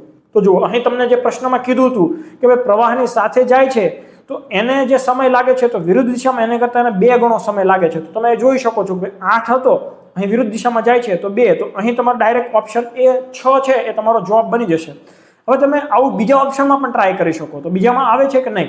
માની લો કે તમે એવું કહો છો કે ભાઈ 8 kmph હોય તો અહીં પ્રવાહની સાથે એની થઈ જશે 10, પ્રવાહની વિરુદ્ધ દિશામાં અહીં થઈ જશે 6। હવે માની લો કે હું 2 નો લસા એટલે હું કહી દઉં છું કે ભાઈ ચલો 60 કિલોમીટર મારે અંતર કાપવું છે તો અહીં એને સમય લાગશે 6 કલાકનો અને અહીં એને સમય લાગશે 10 કલાકનો। તો કેટલો ડબલ થાય છે, નહીં થતો। 6 છે તો 12 થવો જોઈએ, નહીં થતો, બરાબર છે ને। પછી તમે ઓપ્શન ટ્રાય કરો 10 કલાકનો, તો અહીં તમે લઈ લો 12, અહીં તમે લઈ લો 8, અહીં એવું કહી દો કે 24 નો તમે લસા લઈ લો, અહીં તમારે શું થશે તો 12 2 24 અને અહીં થશે 8 3 24, ડબલ થાય છે, નથી થતો, તો ઓપ્શન નહીં આવે, આ જવાબ નહીં આવે। માહિતી અધૂરું તો છે જ નહીં, કેમ કે ઓપ્શન એ ની અંદર તમારો જવાબ આવી ગયો છે। સમજાય છે વસ્તુ, એટલે આ અપ્રોચ તમારે કેળવવાની છે। ત્યાર પછીનો પ્રશ્ન એવો છે કે એક હોસ્ટેલમાં એવું કહે છે કે 120 પુરુષો અને અથવા તો 200 બાળકો જમી શકે એટલો ખોરાક છે। એનો મતલબ એવો થયો કે ભાઈ યા તો 120 પુરુષોને તમે જમાડી શકો છો અને અથવા તો તમે 200 બાળકોને જમાડી શકો છો, એટલો ખોરાક છે. 150 બાળકો એને ફટાફટ જઈને જમી લીધા, બરાબર છે. તો હવે કેટલા પુરુષ જમી શકે એટલો ખોરાક હશે એ તમારે શોધવાનો છે. તો એનો મતલબ શું થયો કે ભાઈ 50 બાળકો તો જમી લીધા છે, તો હવે જે ખોરાક વધ્યો છે એ કેટલા બાળકોનો વધેલો છે? તો તમે જોવા જાઓ તો કે ભાઈ 50 બાળકોનો ખોરાક વધેલો હશે, તો કે ભાઈ 50 બાળકો જમી શકે એટલો ખોરાક ત્યાં વધેલો છે. એનો મતલબ થયો કે ભાઈ 50 બાળકો એટલે કેટલો ભાગ વધ્યો છે? તો ભાઈ 200 નો 50 ભાગ, 50 છોકરા જમી લીધા છે, કેટલામાંથી? 200 માંથી. એનો મતલબ કે 1/4 જેટલા છોકરાઓ હજુ જમવાના બાકી છે, ચોથા ભાગના છોકરાઓ બાકી છે જમવાના. એવું કહું તો ચાલે ને કે 50 છોકરા એટલે 50 ના 4 ટુકડા થયા, 150 જમી લીધા છે, ચોથા ભાગના છોકરાઓ બાકી છે. તો તમે જુઓ કે કુલ જે છે એના તમે 4 ભાગ કરી દો તો ભાઈ ચોથા ભાગના છોકરાઓ બાકી છે, તો અહીં ચોથા ભાગના પુરુષો જમી શકે ને એના બદલામાં. તો અહીં તમે 120 છે એના ચોથો ભાગ એટલે કેટલો થાય છે? તો ભાઈ 4 તેરી ને 12, 30 પુરુષો જમી શકે. સિમ્પલ રીત છે, તમને ખાસ સમજાવી જોઈએ કે ભાઈ 200 છોકરા હોય 100%, તો 100%માં 100% પુરુષો 120, 75% જમી લીધા છે. તો અહીં હવે વધ્યું છે કેટલાનું? તો કે 25%નું વધ્યું છે. તો આ 120 ના તમે 25% કાઢો તો પણ એ જવાબ આવશે 120 જે છે એના તમે 25% કરો તો 25/100 એટલે 1/4 જ આવે ને ફરી એક વખત થઈ જશે. એટલે કોન્સેપ્ટ તમે પકડી રાખશો તો તમને તકલીફ પડશે નહીં. 3 પુરુષો અથવા તો 4 સ્ત્રીઓનું એક દિવસનું જે વેતન જે છે એ કેટલું છે? તો કે ભાઈ 600 રૂપિયા છે, બરાબર છે. એક દિવસ તો અમે ક્યાંય નથી લખ્યું એટલે આપણે વેતન કહી દઈએ. એનો મતલબ શું થયો કે ભાઈ 3 મેલ હોય એને 600 રૂપિયા મળે છે, તો એક મેલની કિંમત કેટલી થઈ છે? એક મેલનું વેતન કેટલું થયું છે? 200 રૂપિયા, બરાબર છે. સેમ અહીં જો 4 ફિમેલ હોય છે તો એમને પણ તમે 600 રૂપિયા આપો છો. સમાન કામ માટે સમાન વેતન મળતું અહીં નથી, બરાબર છે. તો અહીં એક ફિમેલને કેટલું વેતન મળે છે? તો કે ભાઈ 300/2 એટલે 150. તો તમને આ એક મેલની વેલ્યુ મળી ગઈ છે વેતન, અને એક ફિમેલની વેતન મળી ગયું છે. તો પ્રશ્ન એવો છે કે 4 પુરુષો, તો એક પુરુષના 200 લેખે 4 પુરુષના થશે કેટલા? તો કે ભાઈ 800. અને 8 સ્ત્રીઓ, તો એના 15 લેખે કેટલા થાય? 15 8 120 એટલે બીજો એક 0 એટલે 1200. તો કુલ વેતન કેટલું થશે? તો બંનેનો સરવાળો 2000. તો 2000 તમારો સાચો જવાબ બનશે. ત્યાર પછીનો પ્રશ્ન એવો છે કે ભાઈ 729 મિલી મિશ્રણમાં દૂધ અને પાણીનું પ્રમાણ તમને આપ્યું છે. કેટલું છે? કે ભાઈ આ છે દૂધ અને આ છે પાણી. મેં તમને આગળનો જે દાખલો હતો એમાં પણ કીધું કે મિશ્રણવાળા દાખલામાં કોન્સેપ્ટ સમજેલા હશો તો જ કામ લાગશે. આગળની ટેસ્ટમાં પણ આવા વિચિત્ર દાખલા આવશે, જો કે આ તો બહુ ઇઝી છે. અહીં તમને એનું પ્રમાણ આપી દીધું. કેટલું છે? તો કે ભાઈ 7:2 નું પ્રમાણ આપી દીધું છે. આ મિશ્રણમાં કેટલું પાણી ઉમેરવામાં આવે જેથી નવું મિશ્રણમાં દૂધ અને પાણીનું જે પ્રમાણ છે એ કેટલું થઈ જાય? તો કે 7:3 થઈ જાય. હવે જુઓ અહીં આપણે આ કોન્સેપ્ટ છે, તમે પેલો છોકરાવાળો દાખલો જોયો તો ભાઈ ક્લાસની અંદર 10 છોકરાઓ જે છે નીકળી જાય છે, તો હવે પ્રમાણ અહીં તમે જુઓ એ જ કોન્સેપ્ટ છે કે અહીં તમે એડ શું કરો છો? તો કે ભાઈ નવું કેટલું પાણી તમારે એડ કરવાનું છે. તો કે જે દૂધ તો 7 એકમ હતું એ 7 એકમ અહીં છે જ તે. હમણાં એકમ અલગ અલગ હોત તો આપણે પહેલા એ એકમને સરખા કરવા પડે. અહીં સરળ રાખવા માટે આપણે દાખલામાં 7 એકમ ફિક્સ રાખેલા છે. તો હવે તમને હું એવું પૂછું છું કે ભાઈ આમાં કેટલું તમે પાણી ઉમેરશો જેથી નવું પ્રમાણ 7:3 થશે? તો અહીં 2 એકમ જેટલું પાણી હતું, હવે એમાંથી તમે અમુક x જેટલું પાણી તમે એડ કરશો તો પાણીમાં કેટલા એકમનો વધારો થાય છે? તો કે ભાઈ 1 એકમનો તમારો વધારો થાય છે, બરાબર છે ને? તો પાણીમાં 1 એકમનો વધારો તમારો થાય તો 1 એકમની વેલ્યુ કેટલી થાય? તો એ મારે જોતી હોય તો આપણને ખબર છે કે 7:2 કુલ કેટલા? 9 એકમ હતા. તો 729 ભાગ્યા તમે જ્યારે 9 કરો તો 9 8 72 અને 9 એકા 9 એટલે તમારો જવાબ આવશે 81 ml. એટલે 1 એકમની વેલ્યુ તમને પહેલા ખબર હોવી જોઈએ. એ વેલ્યુ ક્યાંથી મળશે? તો કે ભાઈ અહીં આપણને ખબર છે કે 7:2 હતા એટલે 9 એકમ હતા. એકમમાં મિશ્રણ કેટલું હતું? તો કે ભાઈ 729 એટલે 9 8 72 ને 9 એકા 9 એટલે 81 ml નો જે ડિફરન્સ આવે છે. અહીં કેમ 81 ml જ કેમ એડ કરવું પડશે? તો કે ભાઈ અહીં 2 એકમ પાણી હતું એમાંથી 3 એકમ પાણી થયું છે, એટલે 1 એકમનો તમારે વધારો કરવો પડે છે અને 1 એકમની વેલ્યુ આપણને 81 મળે છે. 25 34 એકને ઓછામાં ઓછા કેટલા ઉમેરવાથી મળતી સંખ્યાને 11 વડે તમે નિશેષ ભાંગી શકો? તો આપણને 11 ની ચાવી ખબર છે કે ભાઈ ચલો અહીં તમે એવું પણ કરી શકો કે ભાઈ આ 25 જે છે 34 જે છે 1 આને તમે પહેલા 11 વડે ભાંગો. તો આપણે એ રીતથી કરી લઈએ કે 11 2 થશે 22, અહીં આવ્યા 3 ઉપરથી ઉતરા 3 એટલે 11 તેરી થશે 33. હવે ભાગ નહીં ચાલે, અહીં મૂકે તમે 0. 4 પહેલા આવી ગયા હતા, ભાગ ના ચાલે, 0 મૂક્યા, હવે આયા 1. તો હવે તમે કરશો 11 તેરી 33. તો હવે તમે જુઓ કે ભાઈ 41 માંથી તમારે બાદ કરવાના છે 33. તો તમારે એક વસ્તુ તમે સમજો કે ભાઈ 7 અહીં તમારે આવશે, જે શેષ વધે છે 8 ની વધે છે. તો હવે તમે જો માની લો કે 41 ની જગ્યાએ જો તમારે પ્લસ વધારાના 3 હોત તો તમારે 44 થઈ જાત ને, 11 ચોકા 44 એ ભાગ ચાલી જાત. એટલે અહીં જો 3 નો વધારો કરવામાં આવે તો આપણે એને નિશેષ કરી શકીએ. એટલે આ જે શેષ વધે છે, અથવા તો તમે એવું પણ કરી શકો કે શેષમાં કેટલા નાખો તો તમે એને 11 વડે ભાંગી શકો. તો હજી 3 ની જરૂર હતી, તો આ થયા 3. તો આ થઈ તમારે ભાગાકાર વાળી રીત. ભાગાકારમાં કદાચ કોઈને ભૂલ પડતી હોય તો એક તમે આ અપ્રોચ કેળવી શકો. 11 ની ચાવી ખબર હોવી જોઈએ તો ભાઈ 11 વડે નિશેષ ભાંગવા માટેની જે ક્રાઇટેરિયા હોય એ શું હોય. તો તમે જુઓ કે અહીં 2 ને 3 5 અને 1 થયા 6, બરાબર છે. હવે આ જુઓ, આ 5 અને આ થયા 4 એટલે આ થયા 9. હવે તમારે આનો જો તફાવત કરવો હોય તો તફાવત યા તો 0 આવવો જોઈએ અને યા તો આવવો જોઈએ 11 જેટલો, તો તમે એને ભાંગી શકો. તો અહીં તમારે તફાવત લેવા માટે કેટલા ઉમેરવા પડે એવું જરૂર છે? 6 અને 9 વચ્ચેનો તફાવત, બરાબર છે. અહીં તમે કોઈ પણ એકી સંખ્યાની પહેલા લઈ લો, એકમના અંકનો લઈ લો અને પછી દશકના અંકનો લઈ લો, પણ તમારો જે જવાબ છે એ મૂલ્યમાં લઈ લેવાનું, બાદ બાકી કરવાનું. તો એ રીતે પણ તમારો 3 જવાબ આવી શકે છે. 3 વડે ભાંગી શકાય તેવી ક્રમિક એકી સંખ્યાઓનો સરવાળો 63 હોય તો મોટી સંખ્યા કઈ હશે? તો આ પણ તમે ઓપ્શનની મદદથી ગણી શકો, બાકી તમે આનો કોન્સેપ્ટ પણ સમજી લો, બરાબર છે. હવે તમે જુઓ, અહીં 2 કન્ડિશન મૂકી છે કે 3 વડે ભાંગી શકાય એવી અને ક્રમિક અને પછી એકી, 3 કન્ડિશન છે. તો માની લો કે હું તમને એવું કહું, ચલો 3 1 3, 3 2 6, 3 3 9, 3 4 12, આ 3 નો ઘડિયો છે. હવે 3 5 15 પણ લખી દઈએ. ચલો, પહેલી વસ્તુ કે ભાઈ 3 વડે ભાંગી શકાય એવી ક્રમિક એકી સંખ્યા. તો જુઓ, અહીં આ એક એકી આવી, પછીની એક બેકી આવશે, પછી એક એકી આવે છે, પછી એક છોડીને પછી પાછી એકી આવે છે. એટલે તમે જુઓ 3 ના ઘડિયામાં એક છોડીને એક એવી એકી સંખ્યા આવશે. એટલે દરેક વખતે વચ્ચે બેકી સંખ્યા આવશે. એનો મતલબ કે ભાઈ આ એક 3 આવી ગયા, પછી તમારે એકી સંખ્યા જોતી હોય કે જેને 3 વડે ભાંગી શકાય તો તમારે કેટલું આગળ જવું પડે છે? તો કે ભાઈ 6 જેટલું આગળ જવું પડે છે. અહીંથી પાછા તમે 6 જેટલા આગળ જાઓ તો તમે એવી સંખ્યા શોધી શકો કે જે એકી હોય અને એને 3 વડે ભાંગી પણ શકાતી હોય. તો હવે હું એવું કહું કે ભાઈ ચલો, આ જે 3 સંખ્યાનો સરવાળો 63 મારે કરવો હોય તો એક સંખ્યા થઈ x.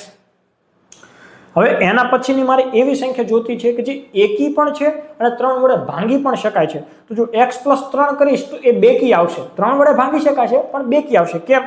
તો કે ભાઈ 3 હતો, પછી આપણે જે 6 આવતો હતો, તો માની લો કે 3 + તો એ એકી નહીં હોય. તો હવે આપણે એડ કરવા પડે 6 જેટલા.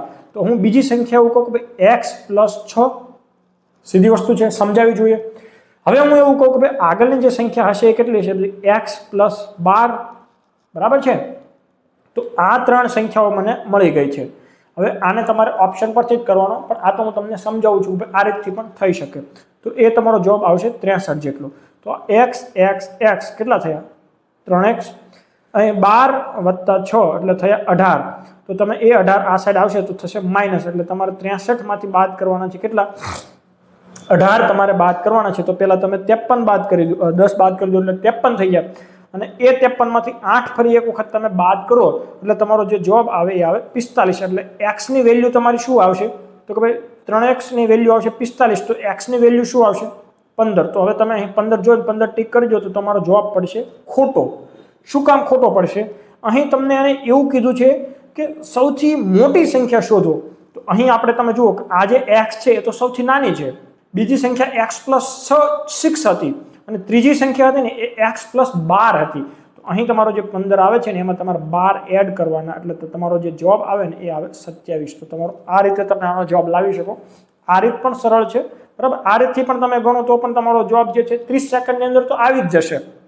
બાકી તમારે ઓપ્શનની અંદર ઓપ્શનની રીતે કરવું હોય તો તમે એવી રીતે કરી શકો કે ભાઈ ચલો તમે જવાબ લઈને ધારો કે ભાઈ ચલો 21 છે એ સૌથી મોટી હોય તો તમારે પછીની સંખ્યા માટે માઇનસ કરવું પડે. તો ચલો -15, સોરી માઇનસ તમારે 6 કરવાના, એટલે -6 કરો એટલે તમારો જવાબ શું આવશે? તો કે ભાઈ 15. આપણે 6 શું કામ માઇનસ કર્યા એ તમને હવે ખ્યાલ હોવો જોઈએ.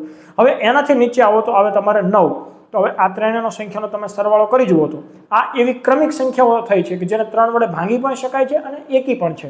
તો તમે જોવા જાઓ તો કે ભાઈ આ 9 અને આવડા થશે 30 અને 30 + 15 એડ કરો તો થશે 45. તો આપણો તો સરવાળો લાવવાનો છે 63. તો આ એ ઓપ્શન જવાબ ના આવે.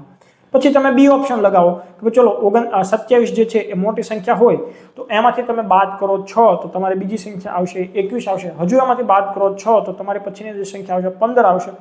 હવે તમે અહીં સરવાળો કરો તો અહીં 13, અહીં વધી આવી 1 અને તો થશે તમારો 63. તો આ રીતથી પણ તમે આનો જવાબ લાવી શકો છો. ત્યાર પછીનો 42મો પ્રશ્ન વાંચવામાં ખૂબ નાનો લાગે, ખૂબ જ આઈએમપી પ્રશ્ન હોય એવો કહી શકાય. આમાં તમારે ખાસ કોન્સેપ્ટ સમજવાનો છે. તો હવે આમાં એવું કીધું છે કે જો વેચાણ કિંમત બમણી કરવામાં આવે તો નફો 3 ગણો થાય છે. તો મૂળ નફાની ટકાવારી શોધો. શું શોધવાનું છે? મૂળ નફાની ટકાવારી શોધો. તો હવે આમાં તમારે બે જવાબ આવે. આમાં લોકો કન્ફ્યુઝ થશે કે ભાઈ 100% આવે કે 200% આવે. જેને આમ ગોખેલું હશે તો એને ખ્યાલ નહીં આવે, સમજેલા હશો તો તમને ખ્યાલ આવી જશે. માની લો કે કોઈ વસ્તુની જે મૂળ કિંમત છે એ 100 રૂપિયા છે, બરાબર છે. હવે એને અમુક કિંમત પર તમે વેચો છો, બરાબર છે. અહીં કંઈક વેચાણ કિંમત તમે રાખશો. હવે એ વેચાણ કિંમત પર રાખો છો તો માની લો કે એનો જે નફો છે એ 1 ગણો આપણે રાખીએ. માની લો કે 100 રૂપિયાની વસ્તુ હતી એને તમે વેચો છો કેટલા રૂપિયામાં? કે ભાઈ માની લો કે 200 રૂપિયામાં તમે વેચો છો. તો નફો ગમે એટલો તમે કોઈ પણ રાખી શકો છો. માની લો કે તમે 50 રૂપિયામાં રાખો તો 150 રૂપિયામાં વેચો. પણ આપણે 100 નો શું કામ રાખીએ છીએ કે છેલ્લે છેદ આરામથી ઉડી જાય. તો અહીં તમે જુઓ કે ભાઈ ચલો આ એની વસ્તુ થઈ, તમે 100 રૂપિયાની વસ્તુને તમે જ્યારે 200 રૂપિયામાં વેચો છો ત્યારે તમને અમુક રૂપિયા જેટલો નફો થશે. તો કેટલો નફો થશે? તો આ રીતે હું કરું તો મને 100 રૂપિયાનો નફો થાય. હવે શું કહે છે કે વેચાણ કિંમતને જો બમણી કરવામાં આવે તો કે ભાઈ જે આપણે 200 રૂપિયામાં વેચતા હતા તો એની બદલે હું જ્યારે 400 રૂપિયામાં વેચું છું તો હવે મને નફો કેટલો થાય છે? તો કે ભાઈ 100 રૂપિયાની વસ્તુ હું 400 રૂપિયામાં વેચું તો મને કેટલો નફો થાય છે? તો કે ભાઈ 300 રૂપિયા જેવો નફો થાય છે. તો આ ઇક્વેશન અહીં આખી બેસી ગઈ છે. હવે આપણને કુલ નફો નથી કીધો, આપણને એવું કહે છે કે મૂળ નફાની ટકાવારી શોધો. જો આ વધારવામાં નથી આવતું, જો અહીં એનો જે વેચાણ કિંમત પર જ વેચવામાં આવે છે તો એને કેટલો નફો થશે એ શોધો. તો આપણને ખબર છે કે ભાઈ 100 રૂપિયાની જે વસ્તુ છે એને તમે અહીં 200 રૂપિયામાં વેચો છો તો તમને 100 રૂપિયા જેટલો નફો થશે. કેટલા ઉપર? તો કે ભાઈ 100 રૂપિયા ઉપર જ નફો થશે. તો 100/100 એને ગુણ્યા તમે ટકાવારીમાં ફેરવવા માટે 100 કરો તો 100 ઉડી જશે. તો તમારો જે નફો છે મૂળ નફો એ કેટલા ટકા થશે? 100% થશે. કન્ફ્યુઝન ક્યાં આવે? અહીં તમારો જવાબ આવી ગયો આ પ્રશ્નમાં 100. હવે તમે કન્ફ્યુઝન ત્યાં આવે કે ભાઈ અહીં તમે 400 લઈને જ્યારે ગણતરી કરો ને કે ભાઈ આ જે નફો છે એ 100 હતો એમાંથી એનો વધીને કેટલો થઈ ગયો? તો ભાઈ 300 રૂપિયાનો નફો થયો 100. જો તમે આ રીતથી ચાલ્યા તો તમે ખોટો જવાબ લઈને આવશો. એટલે ખાસ તમારે સમજવાનું છે કે ભાઈ કેલ્ક્યુલેશન કયા પ્રકારે કરવાનું છે તો તમને આનો જવાબ ઇઝીલી મળી જશે. ત્યાર પછીનો પ્રશ્ન છે અને આ દાખલાની રીત તો લગભગ શોર્ટકટ બધાને ખબર હશે કે એક પ્રાણી સંગ્રહાલયમાં સસલા અને કબૂતરો એના માથાની સંખ્યા ગણીએ તો 200 થાય છે. એટલે તમે એવું કહી શકો કે ભાઈ સસલા વત્તા કબૂતર એના માથાની સંખ્યા 200 થાય છે. હવે એના પગની સંખ્યા ગણો તો સસલાના પગ તમે 4 ગણો તો 4s વત્તા કબૂતરના પગ ગણો તો ભાઈ કબૂતરના કેટલા થાય? 2k = 580. પછી આના પરથી તમે જવાબ લાવો થઈ જાય લાંબી રીત બહુ. એટલે આવી રીતે આપણે કરવાનો નથી. કઈ રીતે કરવાનો છે? તો કે ભાઈ પહેલા તો આપણે જે પગની જે સંખ્યાઓ છે તો કે ભાઈ પગની સંખ્યા કેટલી છે? તો કે ભાઈ 580 છે. તો ચલો હું આ કરી દઉં છું 580. હવે હું એને ભાંગી દઈશ 2 વડે. તો ભાઈ ચલો હું 580 ને જ્યારે હું 2 વડે ભાંગું છું તો કેટલા આવશે? તો કે ભાઈ 5. તો આપણે એના અડધા કરીશું કેટલા? તો કે ભાઈ 2. બરાબર છે. હવે 18 આ સાઈડ આવી ગયા એટલે આવશે અહીં 9 અને એની આવશે 0. હવે આ 290 જે છે એમાંથી તમે માથાની સંખ્યા જે છે એ માઇનસ કરી દો. તો કે ભાઈ ચલો માથાની સંખ્યા કેટલી છે? તો કે ભાઈ 200 છે. તો આને હું અહીંથી 200 બાદ કરી દઈશ તો મારો જે જવાબ આવશે એ શું વધશે? તો કે ભાઈ 90 વધશે. અને આ જે જવાબ આવે ને એ 4 પગવાળા સંખ્યા હોય. 4 પગવાળી જો પણ વસ્તુ હોય ને એની સંખ્યા તમને 90 મળે. તો હવે તમને એવું પૂછે કે ભાઈ કબૂતર કેટલા હશે? તો ભાઈ માથાની સંખ્યા હતી 200, એમાંથી 90 જો 4 પગવાળા સસલા હોય તો કેટલા થશે? 110 થશે. બરાબર છે. તો આ સિમ્પલ રીતે તમારે ગણવાની છે કે ભાઈ પગની સંખ્યાના પહેલા અડધા કરી નાખવાના અને એમાંથી તમે માથાની સંખ્યા જ્યારે બાદ કરો તો ત્યારે તમને શું મળશે? 4 પગવાળા જે વ્યક્તિઓ જે હશે, વ્યક્તિ તો ના કહેવાય, જે પ્રાણી હશે એની તમને સંખ્યા મળશે. બરાબર છે. ત્યાર પછીનો પ્રશ્ન કંઈક એવો છે કે 3 વ્યક્તિની સરેરાશ ઉંમર કેટલી છે? 45 વર્ષ છે. બરાબર. હવે તેમની ઉંમરનો ગુણોત્તર તમને આપેલો છે 2:3:4. તો સૌથી નાનો અને સૌથી મોટી ઉંમરના વ્યક્તિની જે તફાવત હશે એ કેટલો હશે.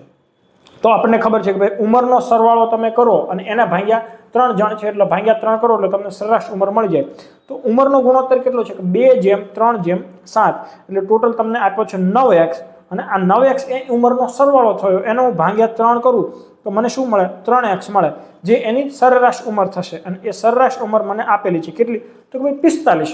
તો x ની વેલ્યુ મને મળી ગઈ કે ભાઈ 15 × 3 = 45 થાય તો x = 15 થશે. પ્રશ્ન શું છે સૌથી નાનો સૌથી મોટી ઉંમરના વ્યક્તિની ઉંમર વચ્ચેનો તફાવત તો 2 એકમ અને 4 એકમ વચ્ચે કેટલાનો તફાવત છે તો કે ભાઈ 2 એકમ જેટલો તફાવત છે. 1 એકમની વેલ્યુ મારી પાસે 15 છે તો અહીં મારો જવાબ આવે કેટલો આવે 30 એકમ જેટલો જવાબ 30 વર્ષ જેટલો જવાબ આવશે. તો અહીં એ 30 એ સાચો જવાબ બનશે. ત્યાર પછીની જે શ્રેણી છે આ શ્રેણીને અમુક મિત્રોએ રિપોર્ટ કર્યો તો 2 મિત્રોના રિપોર્ટ હતા પણ આ શ્રેણીમાં આમ જોઈએ તો કંઈ ભૂલ મને લાગી નથી. તમે જુઓ 0 થી 5 માં તમને આવવામાં કદાચ તકલીફ પડી હોય બાકી તમે જો 5 થી 10 આવો છો તો 5 2 10 ગુણ્યા 2 કર્યા માઇનસ તમે 1 કરો છો એટલે શું થયા કે 10 માંથી 1 બાદ કરો તો 9. હવે 9 થી તમે આગળ જાઓ તો 9 ગુણ્યા 2 કરો તો 9 દુ 18 તો અહીં ગુણ્યા 2 કરીને તમે +1 કરો છો. હવે 19 દુ 38 તો 38 પછી તમે જઈને -1 કરો છો એટલે ગુણ્યા 2 +1 ગુણ્યા 2 -1 તો હવે તમારે અહીં વારો શેનો આવશે +1 નો. તો ભાઈ અહીં તમે જશો તો ભાઈ 37 ગુણ્યા 2 તો 35 દુ 70 ને 74 અને 74 ની અંદર તમારે +1 કરવાનો આવશે એટલે તમારો જે જવાબ આવશે એ આવશે 75. બરાબર છે. તો આ બહુ સિમ્પલ હતી. ત્યાર પછી તમે જુઓ તો કે ભાઈ અહીં આપેલા છે 0 તો અહીં પછી છે 6 પછી છે 24 પછી છે 60 પછી છે 210. તો અહીં તમે જોવા જાવ તો આ જે સંખ્યાઓ છે તમને ઘનની આસપાસની સંખ્યાઓ લાગે તો અહીં તમે એવું કહો કે ભાઈ 1 નો ઘન -1 એટલે શું થશે 0. પછી તમે કરો કે ભાઈ 2 નો ઘન -2 તો 8 - 2 થશે 6. પછી આગળ આવો 3 નો ઘન 27 27 માઇનસ તમે 3 કરો તો શું આવશે 24. પછી 4 પાસે આવો તો 4 નો ઘન -4 કરો તો શું થશે 60. ત્યાર પછી એમ કરતા કરતા અહીં 5 નો ઘન 125 -5 એટલે અહીં વચ્ચે એક 120 આવશે. બરાબર છે. પછીની સંખ્યા છે 210 તો 210 એટલે 16 નો વર્ગ કે 6 નો વર્ગ કે 6 નો ઘન કે ભાઈ 216 એમાંથી તમે 6 બાદ કર્યા. આવી રીતે તમે કરતા કરતા જ્યારે 7 સુધી આવો છો તો તમારો 7 નો ઘન તમને ખબર હોવી જોઈએ કેટલો થાય છે તો કે ભાઈ 343 અને 343 માંથી તમે જ્યારે 7 બાદ કરો છો તો તમારો જે જવાબ આવશે એ કેટલો આવશે 336 એ તમારો જવાબ આવશે. ત્યાર પછીનો પ્રશ્ન મિત્રો ડેટા સફિશિયન્સીનો છે કે ભાઈ 40 વિદ્યાર્થીના વર્ગમાં ટોચથી સુમનનું સ્થાન કેટલામું હશે આવું તમારે શોધવાનું છે. એના માટે તમને 2 વિધાન આપેલા છે. તમારે એની જે સ્થાન નથી શોધવાનું જવાબ આપવા માટે પૂરતા છે કે નહીં એ જ શોધવાનું છે. તો આપણે 1 બાય 1 વિધાન જોઈ લઈએ કે ચલો આ એક આપણે ક્લાસની અંદર કીધું છે કે ભાઈ રીના સુમન કરતા 4 ક્રમાંક નીચે છે. તો આપણે માની લો કે આ આખા એનો ટોચથી સ્થાન છે આ જે ટોચ છે અને આ છે એ નીચેથી છે. તમને એવું કીધું છે કે ભાઈ અહીં એક જગ્યાએ જે છે એ રીના છે અને રીના કઈ જગ્યાએ છે તો કે સુમન કરતા 4 ક્રમાંક નીચે છે એટલે અહીં 4 ભાગ ઉપર અહીં એક સુમન હોઈ શકે જેનો ક્રમાંક નીચેથી 31મો છે. બરાબર છે. રીના સુમન કરતા 4 ક્રમાંક નીચે છે અને એનો સ્થાન નીચેથી 31મો છે. આપણને આખા ક્લાસની અંદર ખબર છે કે કેટલા છે આખા ક્લાસની અંદર 40 લોકો છે. નીચેથી તમને રીનાનું સ્થાન ખબર છે રીના અને સુમનની વચ્ચે કેટલા વ્યક્તિઓ છે એ ખબર છે તો તમને સુમનનું સ્થાન ઉપરથી કેટલા એ મળી શકે તો કે હા મળી શકે. બીજું વિધાન પણ કંઈક એવું જ છે કે ભાઈ અનુજ સુમન કરતા 2 ક્રમાંક નીચે બેઠેલો છે અને પછી એનો તમને નીચેથી રેન્ક આપેલો છે તો નીચેથી તમને રેન્ક આપેલો છે તમારી પાસે કુલ વિદ્યાર્થીની સંખ્યા છે બંને વચ્ચે કેટલા વ્યક્તિઓ બેઠા છે એ પણ ખબર છે. એનો મતલબ કે આ બંને વિધાનોની મદદથી તમને આ જે સુમનનું સ્થાન કેટલામું છે ને એ મળી શકે. આપણે અહીં શોધતા નથી કેટલું હોય મને પણ નથી ખબર પણ આપણને એ વસ્તુ ખબર છે કે કુલ વિદ્યાર્થીઓ હોય તમારી પાસેથી નીચેથી રેન્ક તમને ખબર હોય 2 વ્યક્તિની વચ્ચે કેટલા વ્યક્તિ બેઠા એ વસ્તુ ખબર હોય તો તમે બંને વિધાનની મદદથી તમે જવાબ આપી શકો. એટલે વિધાન 1 અથવા તો વિધાન 2 જવાબ આપવા માટે પૂરતા છે. બરાબર છે. વિધાન 1 અને વિધાન 2 સાથે મળીને નહીં. જો સાથે મળીને ક્યારે કહેવાય તો કે ભાઈ એક વિધાનથી અડધી માહિતી મળે છે અને બીજા વિધાનથી અડધી માહિતી મળે ફાઇનલ જવાબ મળતો હોય તો તમે કહી શકો. પણ અહીં તો એવું છે કે અથવા કે વિધાન 1 હોય તોય ચાલે અથવા તો વિધાન 2 હોય તો પણ ચાલે. એટલે અહીં ડી ઓપ્શન નહીં આવે એ ઓપ્શન હશે એ જવાબ બની શકે. આ પ્રશ્નને કદાચ કોઈ વ્યક્તિને ક્વેરી હોય તો કોઈ મૂક્યો હોઈ શકે. ત્યાર પછી બહુ સરળ પ્રશ્ન છે કે ભાઈ આજે 64 71 35 3 અને 7 ની સ્થાન કિંમતનો તફાવત શોધો. 3 જે છે એ દશકના સ્થાન પર છે 30 થશે 7 જે છે એ 1000ના સ્થાન પર છે એટલે એને વેલ્યુ થશે 7000.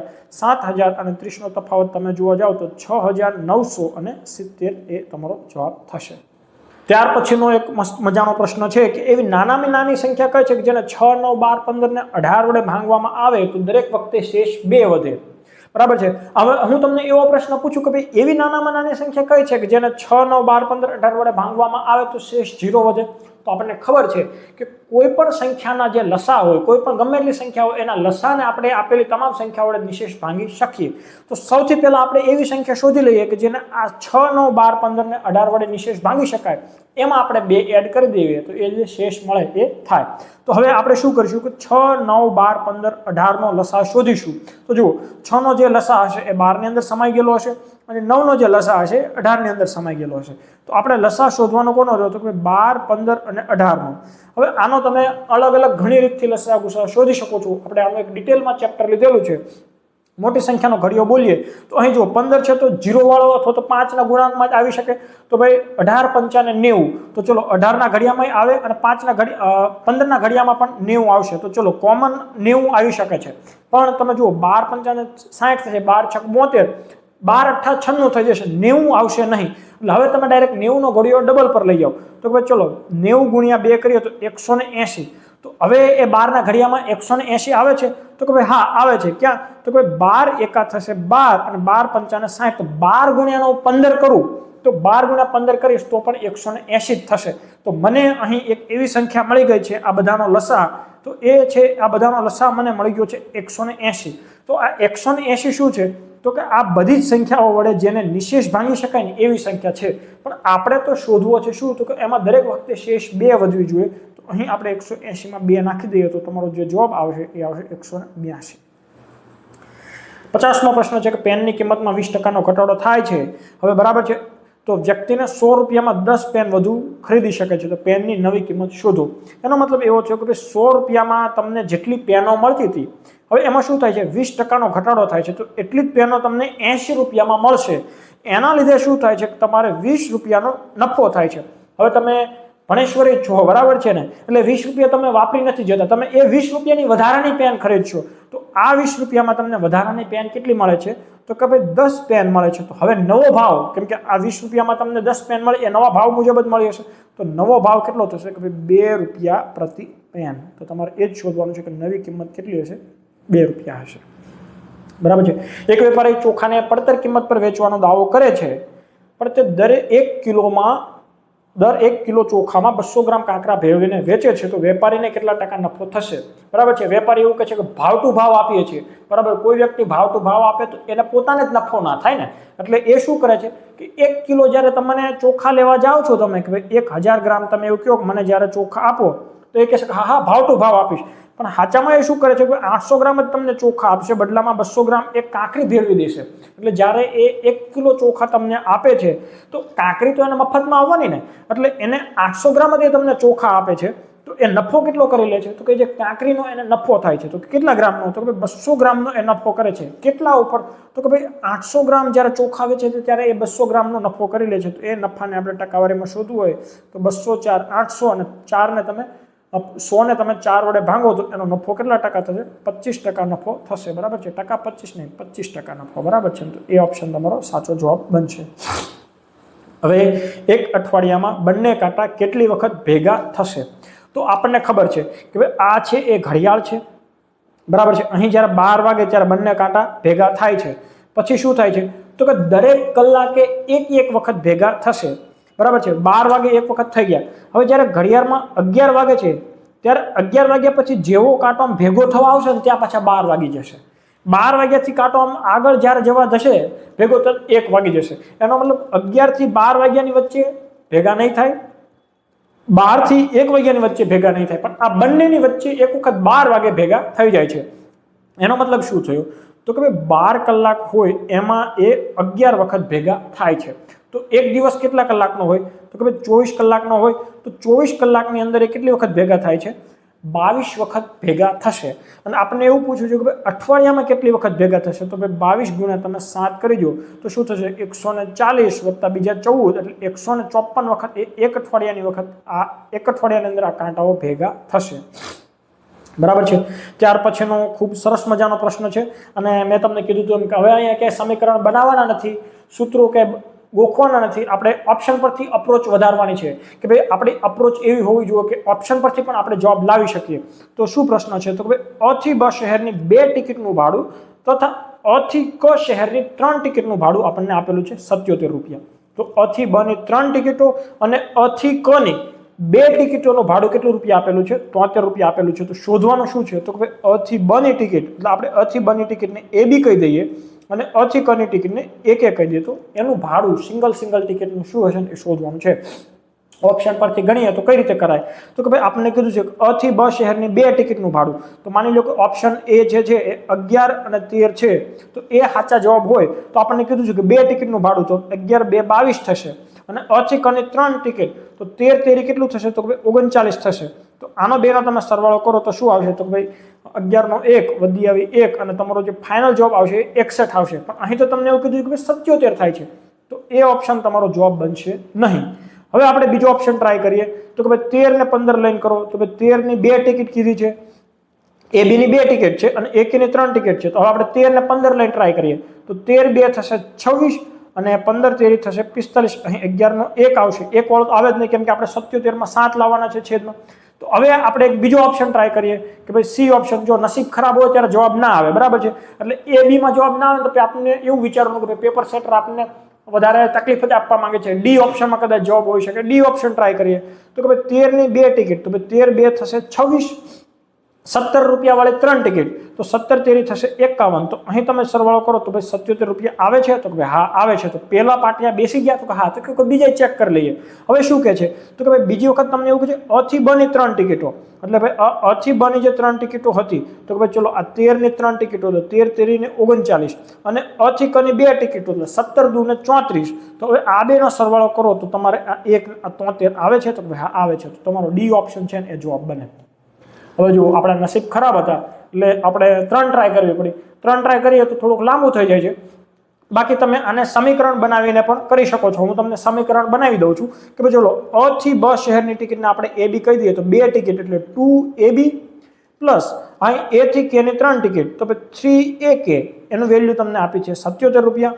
હવે તમને એવું કહે છે કે ભાઈ 3 ટિકિટ AB ની તો 3AB વત્તા 2 ટિકિટ AK ની એનું વેલ્યુ તમને 73। આ સમીકરણ 1, સમીકરણ 2, સમીકરણ સોલ્વ કરીને પણ તમે જવાબ લાવશો તો તમારો જવાબ ઓપ્શન ડી જ આવશે, બરાબર છે। એક વ્યક્તિ બેંકમાં 25,000 રૂપિયા જમા કરાવ્યા બાદ 9 માસ થાય એટલે 1500 રૂપિયા ઉપાડી લીધા, એક વર્ષના અંતે 12% લેખે એને કુલ 12%ના કુલ વ્યાજ દરે એને કુલ કેટલું વ્યાજ મળશે આવું આપણે શોધવાનું છે। હવે આપણે શું શોધીશું તો કે ભાઈ વ્યાજ જે છે એના મુદ્દલ પર મળવાનું છે તો કે ભાઈ હા, તો કેટલા ટકા મળે છે તો કે 12% મળે છે। તો પહેલા તો જ્યારે મૂકે છે ત્યારે કેટલા રૂપિયા મૂકે છે 2500 રૂપિયા મૂકે છે, એનું એને 12% લેખે મળશે, પણ આખા વર્ષમાં એને 2500 રૂપિયા ઉપર નથી મળવાનું। શું કામ? કારણ કે 9 મહિના સુધી 2500 રૂપિયા મળશે, 9 મહિના પછી ભાઈ 1500 રૂપિયા ઉપાડી લે છે।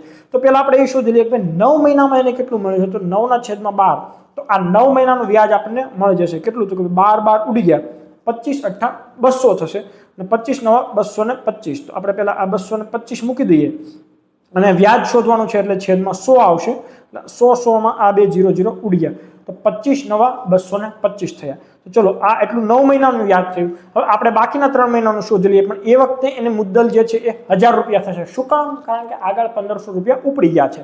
તો હવે એનો તમે ગુણાકાર કરો તો એનો જે વ્યાજનો દર છે એ 12% હશે, મહિનાઓ 3 હશે છેદમાં આ અને છેદમાં તમે મૂકી દો 100। આ 12 જે છે મહિનાઓને વર્ષને મહિનાઓમાં ફેરવા માટે છે। 12 ઉડી ગયા 0 0 ઉડી ગયા તો વધ્યું શું તો કે ભાઈ 10 તેરીને વધ્યા 30 વધ્યા છે। તો હવે તમે અહીં 30 કરો 225 વત્તા 30 બેનો સરવાળો કરો તો તમારો જે જવાબ આવશે એ શું આવશે 255 રૂપિયા। તો ઓપ્શન ડી માં છે ભાઈ 255, તો ડી ઓપ્શન જે છે એ સાચો થશે।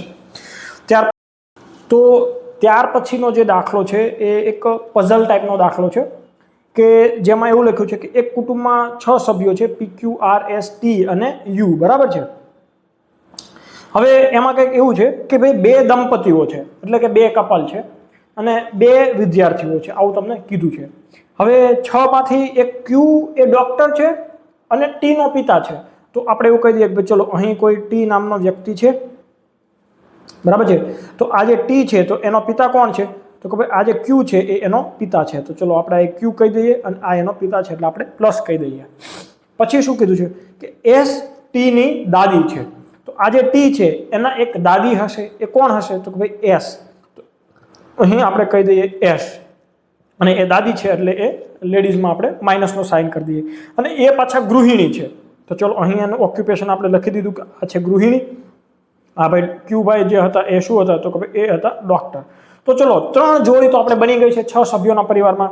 આપણને એવું કીધું હતું કે 2 જે કપલ છે, તો અહીં ડોક્ટર સાહેબની સાથે એમના એક મિસિસ હશે અને અહીં આ જે દાદી છે અહીં એમના સાથે એમના એક હસબન્ડ હશે, તો અને 2 વિદ્યાર્થીઓ હતા એટલે આપણે એવું કહી શકીએ કે ભાઈ અહીં હજી એક કોઈ આનો છોકરો કે છોકરી કંઈ પણ હોઈ શકે એવું આપણને લાગે છે, તો 6 જણ થશે. હવે શું કહે છે, કુટુંબમાં એક કોન્ટ્રાક્ટર છે અને એક નર્સ છે. હવે એક વસ્તુ તમે સમજો કે ભાઈ 2 જણ તો વિદ્યાર્થી છે એટલે આ જે આ ટી છે એ તો છોકરો બાળકમાં આવી ગયો, કેમ કે એના પપ્પા છે અને એના એક પપ્પા દાદા છે, તો એ તો કંઈ હશે ને, એ તો વિદ્યાર્થી જ હોવાનો છે. અને એની સાથે જે પણ કોઈનો ભાઈ બહેન જે હશે એ પણ એક વિદ્યાર્થી જ હશે. હવે એવું કહે છે કે કોન્ટ્રાક્ટર છે, એક નર્સ છે, તો સીધી વસ્તુ એક ડોક્ટર સાહેબ જે છે તો એમના વાઇફ કંઈ કોન્ટ્રાક્ટર તો હોય નહીં, દાદા છે તો કંઈ નર્સ તો હોય નહીં, તો અહીં જે પણ આવશે એ નર્સ હશે અને અહીં જે દાદા હશે એ હશે કોન્ટ્રાક્ટર. તો આ આપણું એક ક્લિયર એટલું થઈ ગયું છે. હવે શું કીધું છે કે ભાઈ યુ છે એ આરના દાદા છે, બરાબર છે. તો હવે તમે વિચાર કરો કે ભાઈ યુ છે એ દાદા હોય તો આ આખા ડાયાગ્રામની અંદર દાદા ક્યાં સેટ થાય છે તો કે ભાઈ યુ અહીં સેટ થશે અને એ આરના દાદા છે, તો ચલો આર ક્યાં સેટ થાય છે તો કે ભાઈ આર અહીં સેટ થાય છે. તો હવે બાકી કોણ વધ્યું તો કે ભાઈ બાકી વધેલો જે છે એ છે પી, તો પી જે છે એ ડોક્ટર સાહેબના મિસિસ છે જે નર્સ છે. આ આપણો એક આ ડાયાગ્રામ તૈયાર થઈ ગયો છે. હવે આના ઉપરથી આપણે શું કરીશું તો કે ભાઈ પ્રશ્નોના જવાબ આપીશું. તો ચલો પ્રશ્નો ઉપર આપણે આવી જઈશું. તો કે ચલો પી ના પતિ કોણ છે તો કે પી નર્સ છે, જેના પતિ કોણ છે તો કે ભાઈ ક્યુ છે. ચલો તાત્કાલિક આપણે જવાબ આપીશું, બરાબર છે. આર અને ટી વચ્ચેનો શું સંબંધ છે તો કે ભાઈ જો આર અને ટી વચ્ચે, હવે આર અને ટી એ એની જેન્ડર આમાં ક્યાંય સ્પેસિફાઈ નથી કરી. જુઓ આર જે છે એ ટી નો પિતા છે, પણ ટી શું છે, બરાબર છે. યુ આર ના દાદા છે પણ યુ શું છે, એટલે અહીં એની જેન્ડર ક્યાંય સ્પેસિફાઈ કરેલી નથી, એટલે આપણે નિશ્ચિતપણે ના કહી શકીએ. હા, ભાઈ ભાઈ હશે, કા ભાઈ બહેન હશે અને કા બેન બેન હશે, એટલે 3 માંથી કોઈ પણ હોઈ શકે, એટલે નિશ્ચિત આપણે કહી શકીએ નહીં. યુ, તો યુનો વ્યવસાય શું હશે તો દાદા છે, દાદા પોતે કોન્ટ્રાક્ટર હતા, બરાબર છે. નીચેના પૈકી કોણ કોણ દંપતી છે તો તમે જોવા જાઓ તો એસ યુ અને ક્યુપી, તો એસ યુ અને ક્યુપી હોય એ જોડ બનશે. તો અહીં એસ યુ અને ક્યુપી, બરાબર, યુએસ ક્યુપી આગળ પાછળ થઈ શકે. ક્યુ નિશ્ચિતપણે પુરુષનું જૂથ હશે, તો અહીં જે ડોક્ટર સાહેબ છે ક્યુ અને દાદા છે યુ, તો ક્યુ યુ અથવા તો યુ ક્યુ, બરાબર છે. તો અહીં ક્યુ યુ એ સાચો જવાબ થશે. 59 પ્રશ્નો થયા છે. ત્યાર પછીનો છેલ્લો પ્રશ્ન છે અને આ પ્રશ્નની અંદર આપણે લગભગ ગ્રેસ માર્ક મૂકેલો છે અને એનું કારણ શું છે તો હમણાં તમને ખ્યાલ આવશે. અને ડી ઓપ્શન જે હશે એ પણ ઓપ્શનમાં પ્રશ્ન ખોટો કદી હોતો જ નથી, આપણે અગાઉ વાત કરી તેમ ઓપ્શનમાં સાચો જવાબ હતો નહીં, એટલે આનો ગ્રેસ માર્ક આપણે આપેલો. એનું કારણ શું હતું કે ભાઈ 3 કલાકની અંદર 15 કિલોમીટર કાપે છે, તો અહીં આપણે એનો એક સમય લખીએ અને અહીં લખીએ છીએ અંતર. 3 કલાક જે છે એની અંદર કેટલું અંતર કપાય છે તો કે 15 કિમી અંતર કપાય છે. ઓકે, ત્યાર પછી કે આગળના 2 કલાકની અંદર, તો કે ચલો આગળના જે 2 કલાક છે તેમાં 60 કિલોમીટર પ્રતિ કલાકની ઝડપે એ ભાઈ મુસાફરી કરે છે, તો 60 કિલોમીટર 1 કલાકની અંદર કાપે, તો 2 કલાકની અંદર 120 કિલોમીટરનું અંતર એ કાપે. બસની સરેરાશ ઝડપ જોતી હોય તો સરેરાશ ઝડપ તમારે જ્યારે પણ જોઈએ, જ્યારે અંતર સમાન ન હોય ત્યારે તમારે કુલ અંતરના છેદમાં કરવો પડે કુલ સમય, અને આના ઉપરથી તમને મળશે બસની સરેરાશ ઝડપ, જે કુલ અંતર કેટલું થશે તો 135 થશે. અને એના માટેનું જે કુલ અંતર કુલ સમય જે હતો એ કુલ સમય થશે 5 કલાક. તો 5 2 10, 3 વધે ઉપરથી 5 એટલે 7 5 35, એટલે 27 કિલોમીટર પ્રતિ કલાકની જે ઝડપ હોય ને એ બસની સરેરાશ ઝડપ જે આવે, જે ઓપ્શનમાં ક્યાંય હતી ને, એટલે આ પ્રશ્ન આપણે ગ્રેસ મૂક્યો હતો. એનો મતલબ શું થયો કે આખા પેપરની અંદર તમને 2 પ્રશ્નોમાં ગ્રેસ માર્ક મળેલા છે, બાકીના પ્રશ્નોની અંદર ખાસ કોઈ ભૂલ હતી નહીં અને તમામ પ્રશ્નોનું સોલ્યુશન તમારી સામે આ રીતનું આપણે કરી બતાવ્યું છે. આવતી ટેસ્ટ ગુરુવારે છે, એટલે ખાસ તમામ લોકો મોક ટેસ્ટ આપજો. ગુરુવારની મોક ટેસ્ટની અંદર કન્ટેન્ટ વધુ સારું આપણે કરેલું છે, જેનું વિડીયો સોલ્યુશન આવતા રવિવારે એટલે કે દરેક ટેસ્ટ જે વારે પણ લેવાય છે એના 2 દિવસ પછી આપણે રિઝલ્ટ મૂકીએ છીએ અને એના પછીના દિવસે આવી જ રીતે એક વિડીયો સોલ્યુશન મૂકીશું, બરાબર છે। હવે આની અંદર તમને જો મજા આવી હોય આ વિડીયો સિરીઝમાં કે ભાઈ આ મોક ટેસ્ટનું વિડીયો સોલ્યુશન કરાવીએ છીએ એમાં તમને મજા આવતી હોય, અહીં સુધી તમે પહોંચ્યા છો તો ફરજિયાતપણે તમારે કોમેન્ટની અંદર એક કોમેન્ટ કરવાની છે કે ભાઈ મજા આવી, આ વિડીયો તમને કેવું લાગ્યો છે એનો ખાસ ફીડબેક આપજો, તો મને પણ એવું થાય કે ભાઈ ના વાસ્તવમાં લોકો અહીં સુધી પહોંચે છે અને જુએ છે, એનાથી મને પણ જુસ્સો મળતો રહેશે, બરાબર છે। તો ફરીથી મળીશું નવા એક વિડીયોની અંદર કે જેમાં આપણે મોક સિરીઝ 2નું વિડીયો સોલ્યુશન કરીશું, ત્યાં સુધી બહુ મજાની તૈયારી કરતા રહો। અસ્તુ, જય હિન્દ, જય ભારત મિત્રો।